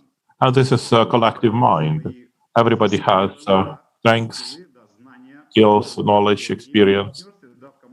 And in the partnership, in the team, we take such decisions, and it takes the people if they indeed require. It's not just getting to the store and having PrEP. It's a serious step from the perspective of government sector as well as medical sector. Therefore, it's an important element, and we need to continue moving in that direction. I would like to add, I would like to thank for this comment. I would like to come back to the recommendations about the use of pre-exposure prophylaxis for the partner in the serodiscordant couples. As we need to be guided by the aspiration to reach indefinable viral load. And the PrEP will serve as a bridge of protection for the period when people form undetectable viral load. And afterwards, when we shall reach that result, this will be up to the decision can be taken jointly with the doctor. And personally, and often we can see a continuation of use of PrEP in case, as I said before, in case even HIV-infected partner says, well, it's more comfortable if you stay protected, or the partner who receives PrEP wants to feel more protected and relaxed. Therefore, when we speak of the effect of PrEP, we cover the period until undetectable viral load, and then there is an intervention by choice of people which can be as an option. That's absolutely true. Yanis is adding also the comment that continue of what they're always saying, especially focusing that anyway, taking a decision stays with the user, the recipient of PrEP. Therefore, even if the viral load reaches undetectable level, then the negative partner is still willing to take PrEP. This will be up to him or her. Also, they can have other partners, different from the current one or one of the people living with HIV. Therefore, overall opinion is that there is no leveling. This is a reinforcing intervention, which, of course, has to be built in a wise manner with qualified support, medical assistance, and that of the social workers. Therefore, I would like to thank you once again. Generally, the discussion about index partners is also interesting.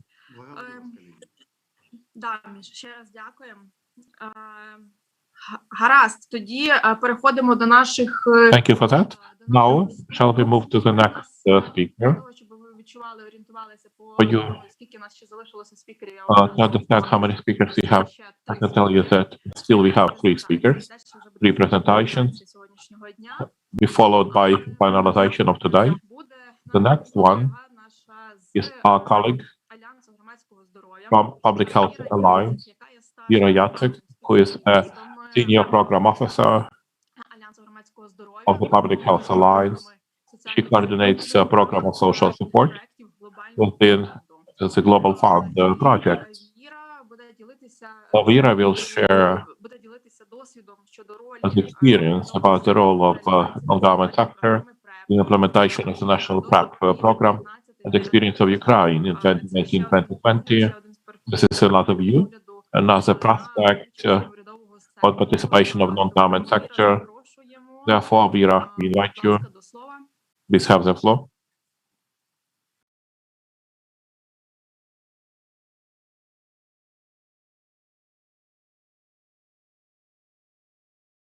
Hello, my name is Vera Jacek. I represent the Alliance for Public Health. And at Alliance, I am a coordinator of the program for social support and pre-exposure prophylaxis implemented with the support of the Global Fund. Today's presentation is about the role of non-government organizations in implementation of the national PrEP program based on the practical experience of 2019-2020. In 2018, the Alliance, for the first time in Ukraine, initiated the PrEP program in Kyiv. In 2019 and 2020, with the support of the Global Fund, we expanded the geographical coverage.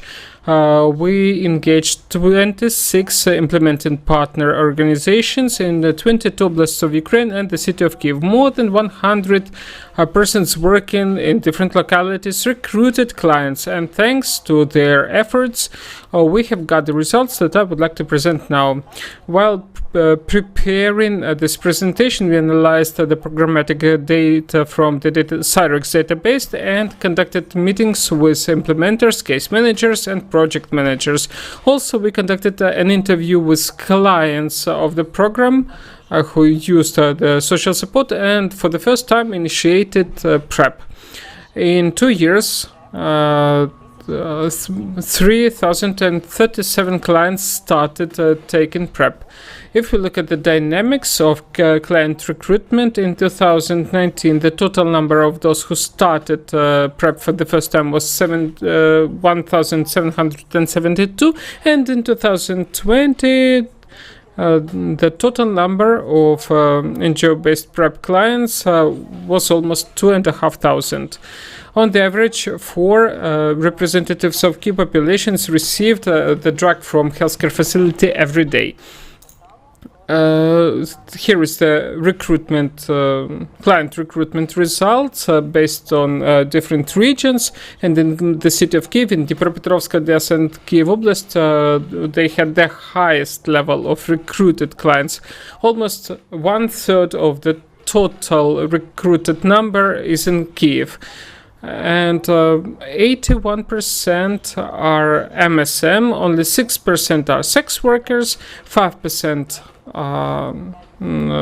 partners of people who live with HIV, 5% of other contact groups, and the least covered group is people who inject drugs. PrEP is in the highest demand among people aged from 20 to 40.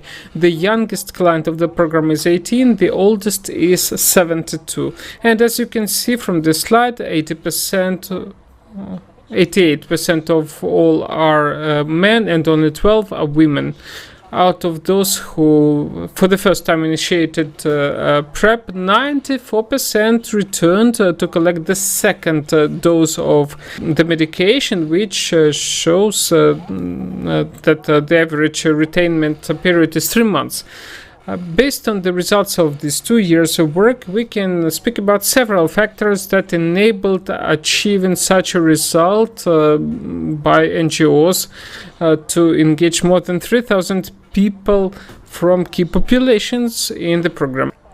First, every client was entitled to receive individual social support, which means an unlimited number of consultations by case managers, accompanying to a healthcare facility, motivation and support at the beginning of taking, and then ensuring adherence, reminding about the fact that the client has run out of the medication, and resupplying the drug. Involvement of key population members allowed having peer-to-peer support approach, which improved the confidence in the effectiveness of the new method of prophylaxis.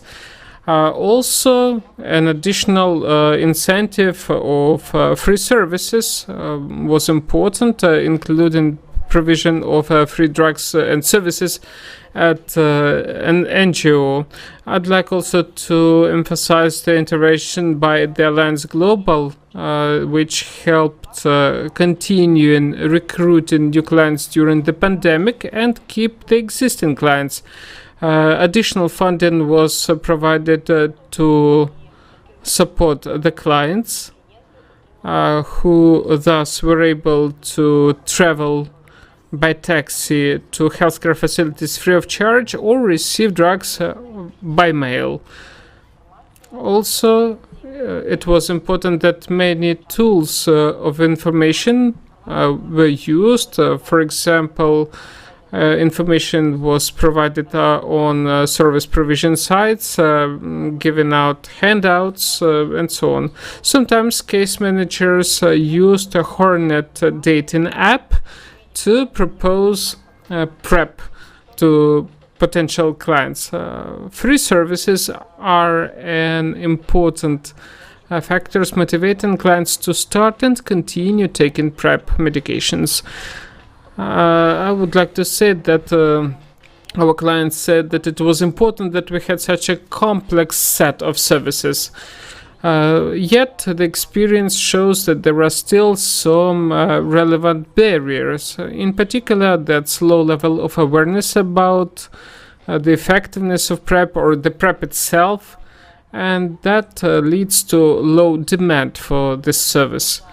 Clients don't want to go to healthcare facilities because they will be asked for their ID there. There is a problem of geographical remoteness of certain healthcare facilities because, yes, that takes travel. Limited working hours of healthcare facilities is another barrier because clients thus need to go away from their place of occupation to receive the medication. The pandemic is another barrier because clients don't want to go to the overcrowded hospitals. They get sick, and that requires new interventions to keep them on the program. As of today, Ukraine has very ambitious goals with regard to involvement of new clients on PrEP. That is why, based on our experience, we can speak about the following practical recommendations to achieve such ambitious goals.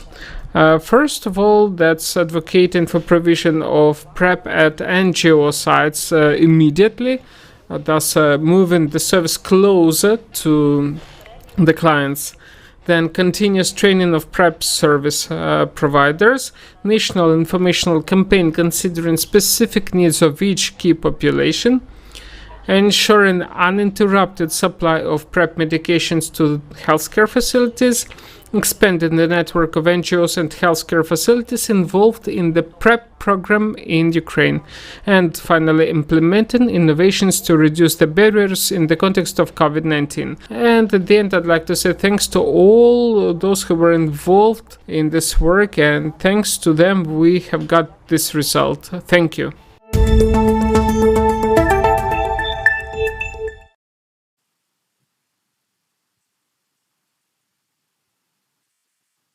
Дякую, велика Віра. Дуже цікаво. Thank you very much indeed. It was an interesting presentation. Важлива інформація, важливі Important information and achievements.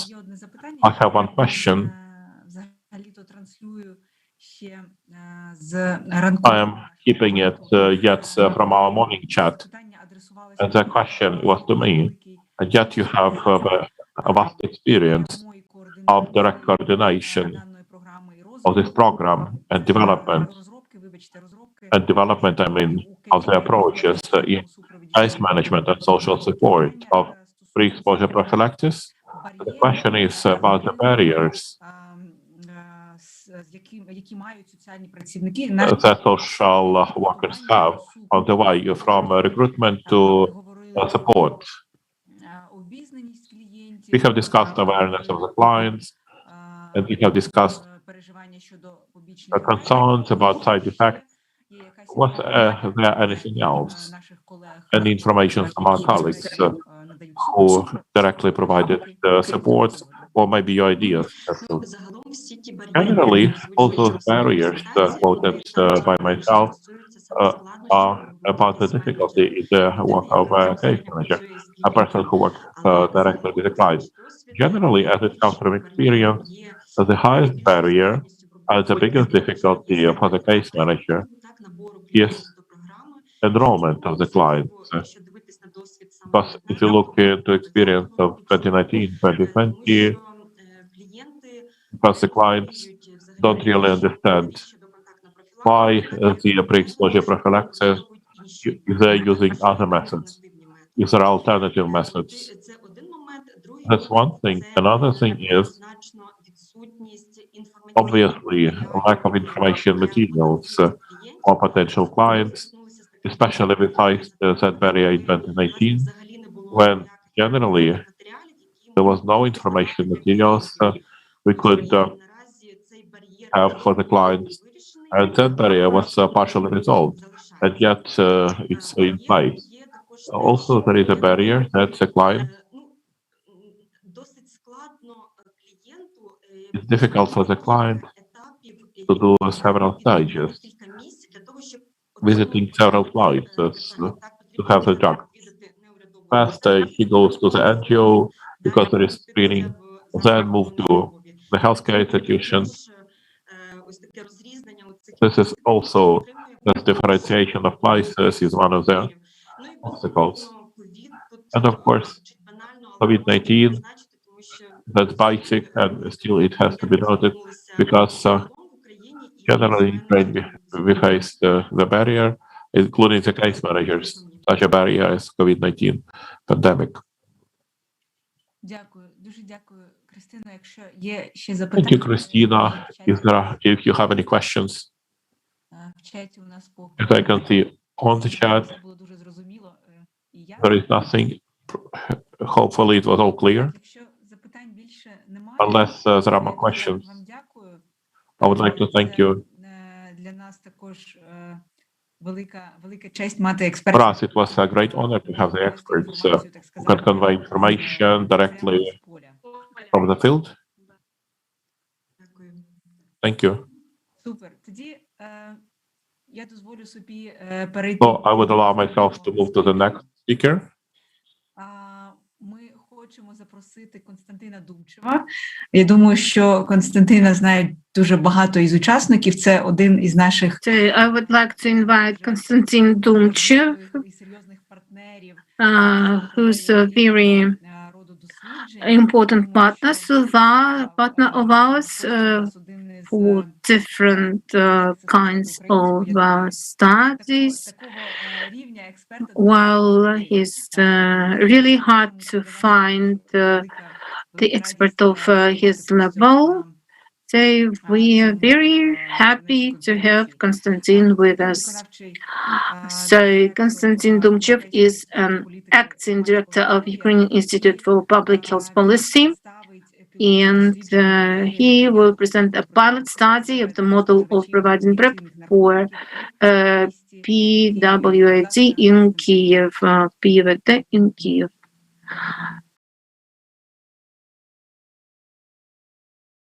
Dear colleagues, hello, my name is Konstantin Dumchev. I'm director of the Ukrainian Institute for Public Health Policy. I will be presenting the results of our pilot study on implementation of pre-exposure prophylaxis of HIV among people who inject drugs at community centers.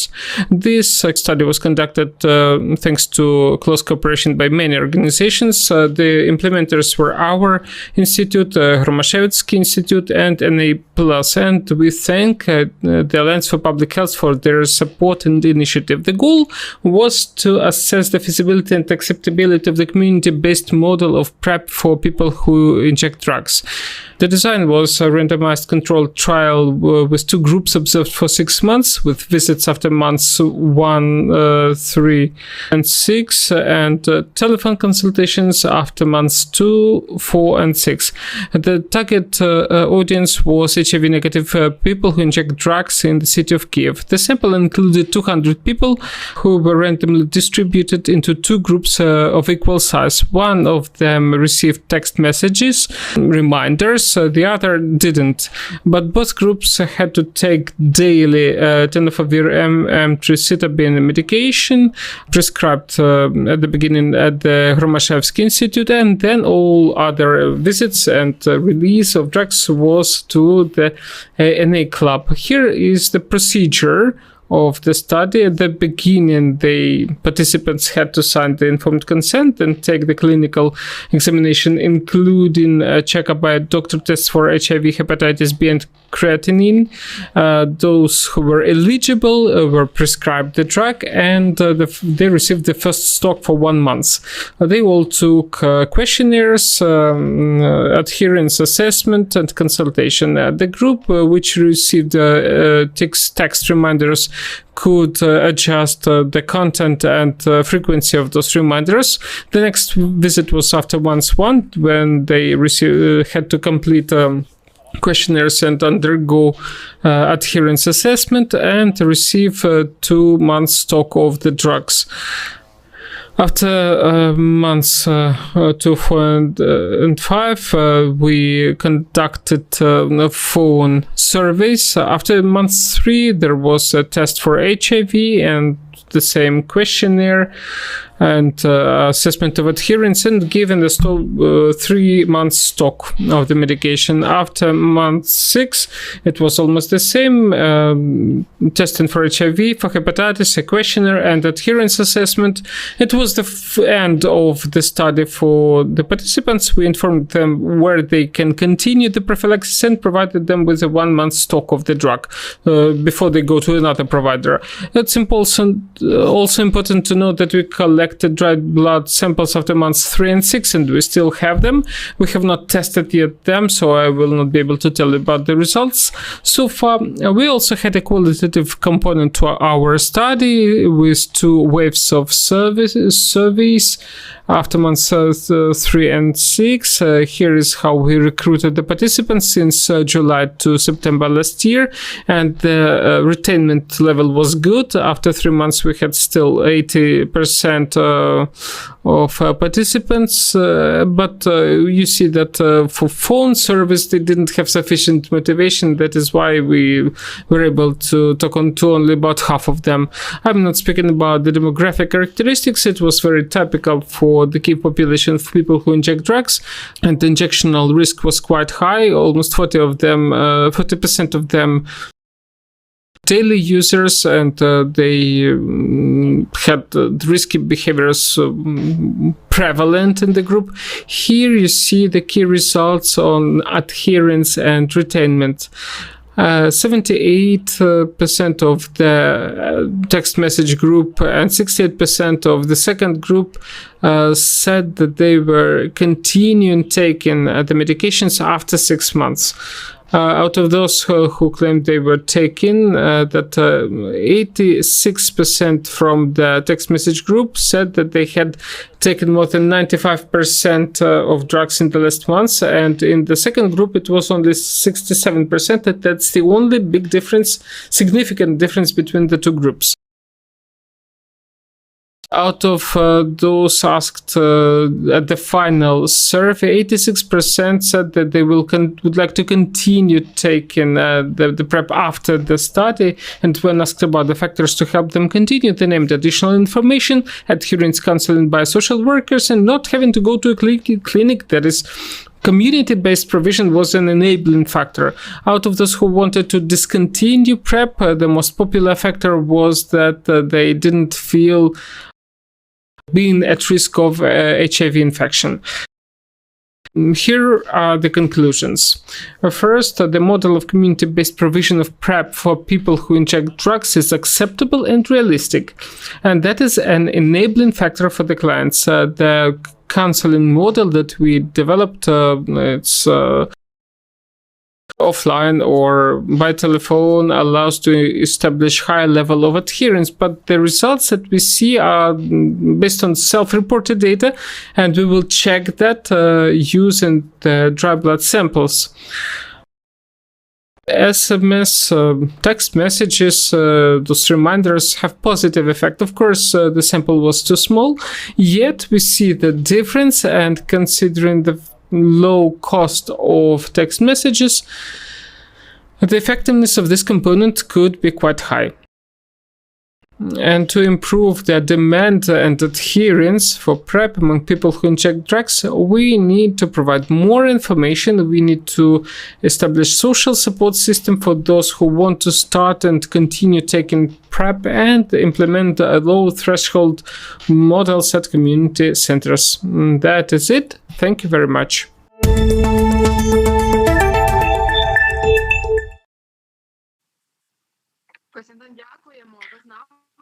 Thank you, Konstantin. You're with us. Yes.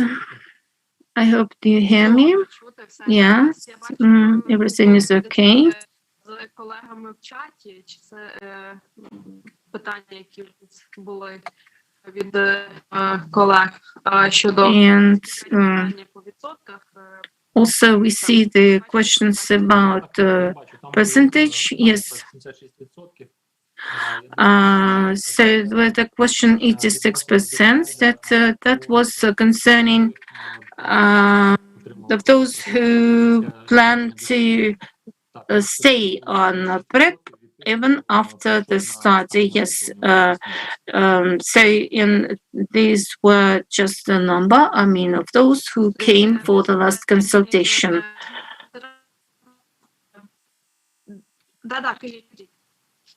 Yes, please go on. У мене питання є про низькопорогові інтервенції.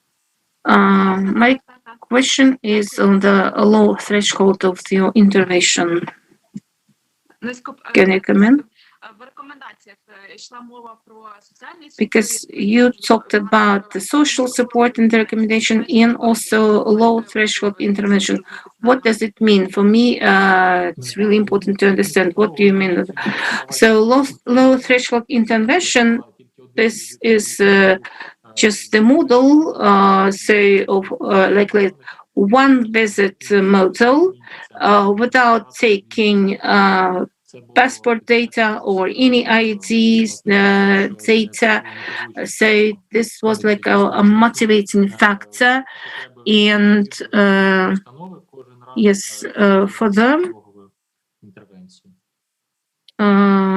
when there's no need for the frequent visits of community center, for them it's so-called we call that a low threshold intervention. Завершувати в цій частині і переходимо. Мені здається, ми залишилося тільки розмова з Тетяною Кир'янською. Now what is left? We have one presentation from Tatiana Kiryazova, and we can express appreciation to Konstantin. Що це є унікальним дослідженням не тільки для України, а на глобальному рівні, тому що Yeah, I think our study is unique for Ukraine, and for on the international level, it is a unique one because none of that kind of studies was held since 2012. I mean, for people who inject drugs. So far, we didn't find any another study where the adherence, I mean, quantitative adherence was assessed. Mostly qualitative adherence or commitment was studied, but that's why I think that our study is rather unique, and we have to use it for the further models of study. So we are rather careful about assessing adherence, I mean, in quantitative assessment, and because our expectation were at the very beginning were even higher. I mean, that's why we collected blood samples on the base of dry blood sampling, and we will test the blood. I mean, the dry drop tests to assess the outcomes, even I mean, in a more precise way. Yes, we see that yes, there is an interest in this topic, and we, as those who implement such programs, we really miss so-called like basis. It's like a step to the further activity. 16:52. Тетяно, передаю зразу слово вам. Ми вже віталися. Tiana, the floor is yours. And so we are ready to listen to your presentation, and then we will finalize our second day of the conference.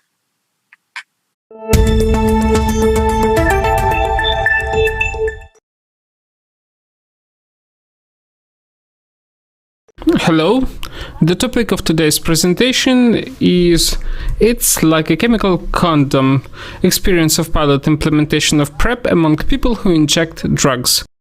PrEP, pre-exposure prophylaxis, is a promising method of HIV infection prevention among people who inject drugs and who encounter risks of HIV infection both through injections and sex. A mandatory condition for effectiveness of PrEP among people who inject drugs is their motivation to take PrEP, understanding goals of the program, and adherence to daily use of the prescribed ARV medication. We, the European Institute of Public Health, together with the Alliance for Public Health and Romashevsky Institute, have conducted the study, including a qualitative study, in order to learn about the factors that may support or prevent access and adherence of people who inject drugs to PrEP. Generally, in this prospective study, we included 199 people who inject drugs, but in-depth interviews covered 15 PrEP clients, people who inject drugs, 2 doctors and 2 social workers. The interviews were transcribed and analyzed using the thematic analysis method. Out of 15 people who inject drugs, 7 were women. The median age was 38 years. 9 participants said that they lived with a permanent partners, and 10 had some form of employment.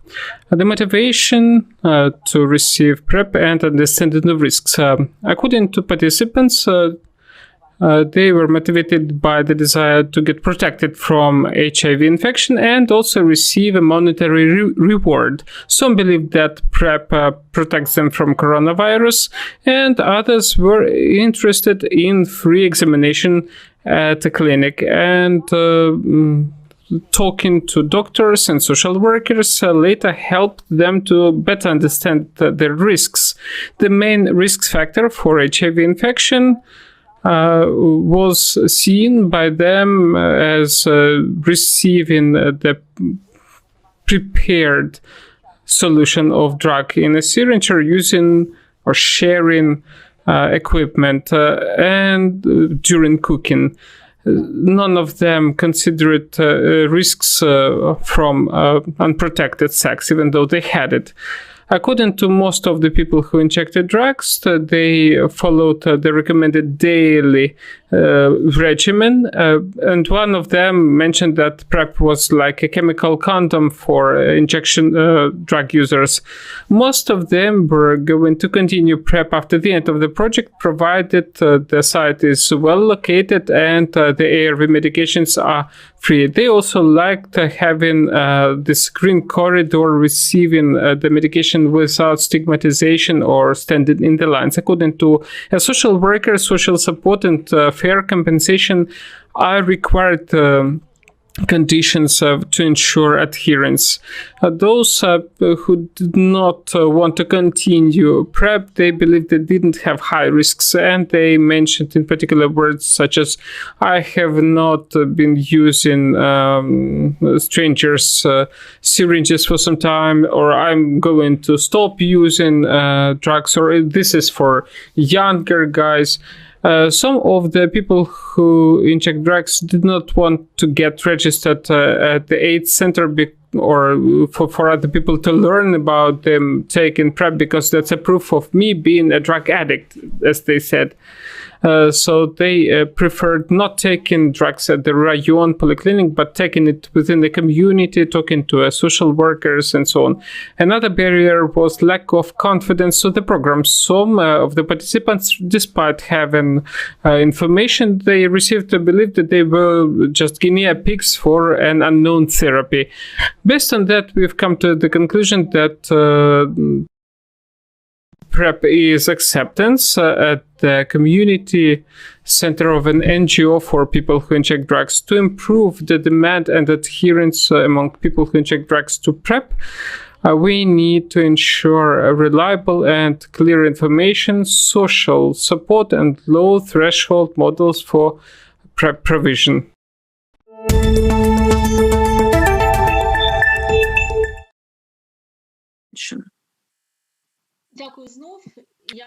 Again, my thanks. I think I'm the one who got the opportunity to present twice on the presentation on the conference. And also, I would like to say that when we just started our study and then we assessed who proceeded, who stayed on PrEP after the study without paid support, without paid transportation, and even without paid lab tests. So around 30 of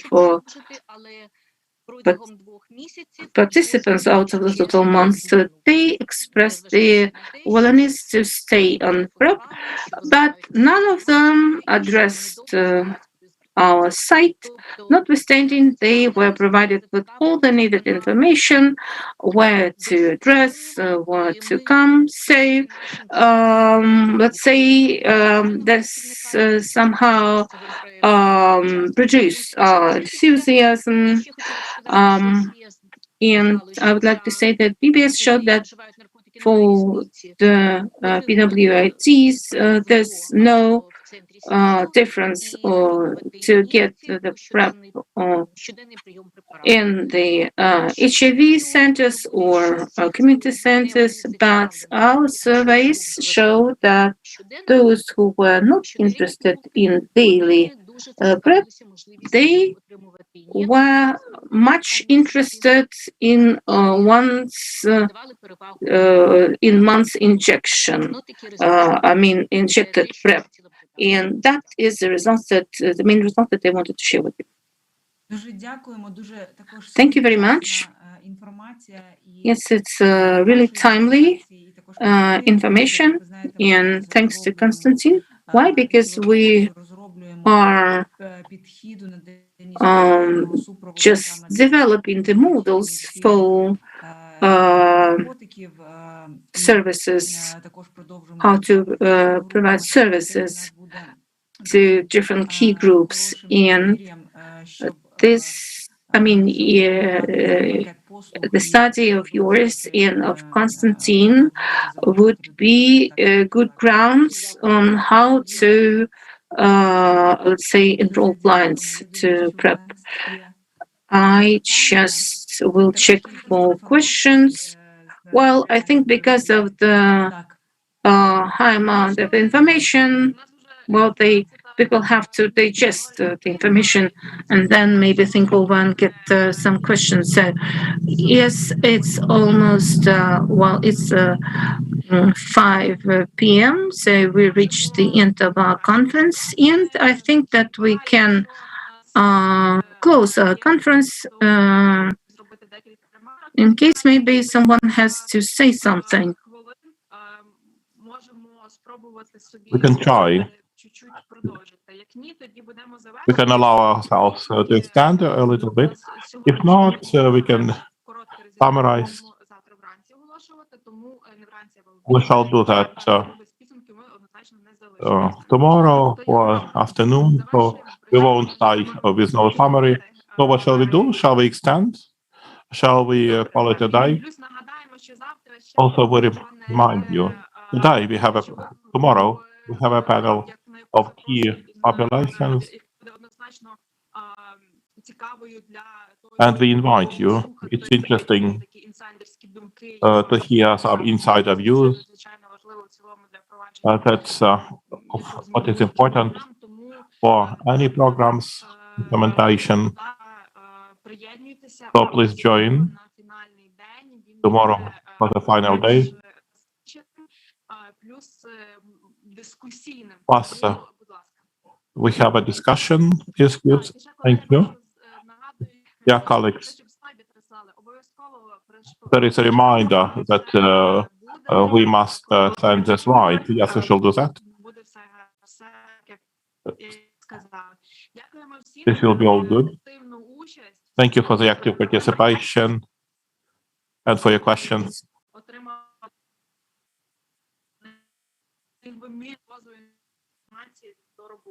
We have received a lot of useful information for our work.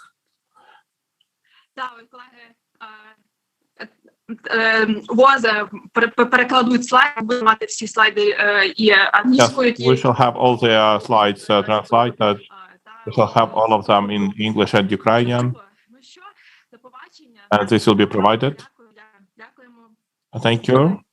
Thank you for being with us. У мене буде моє маленьке кохання.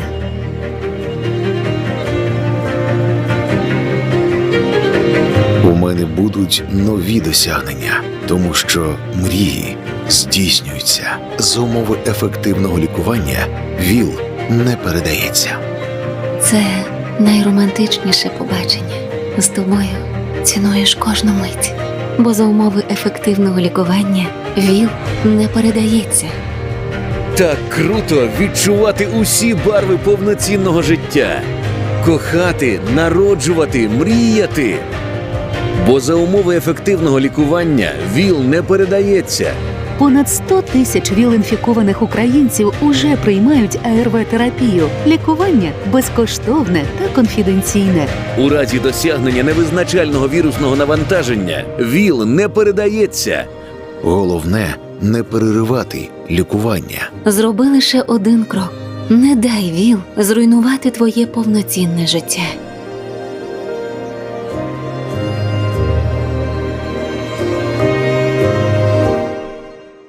Сьогодні він з нею, завтра з ним, післязавтра з ними. Макс не обмежує свої бажання, але розуміє, що ніколи не може бути впевненим у випадкових партнерах. Тому Макс обирає доконтактну профілактику PrEP. PrEP – це таблетки, які не дають вірусу інфікувати організм. Їх приймають щоденно або ситуаційно до та після статевого контакту. Всесвітня організація охорони здоров'я рекомендує PrEP людям, які практикують незахищений секс, мають кілька сексуальних партнерів або партнера, який живе з ВІЛ. Завдяки PrEP Максим залишається здоровим та має свободу вибору. Він думає про себе, про нього та про неї. Подумай і ти. Обери безпечне життя зі свободою вибору. Захисти себе та інших. Зателефонуй на гарячу лінію з питань ВІЛ СНІДу та завітай на сторінку Центру громадського здоров'я.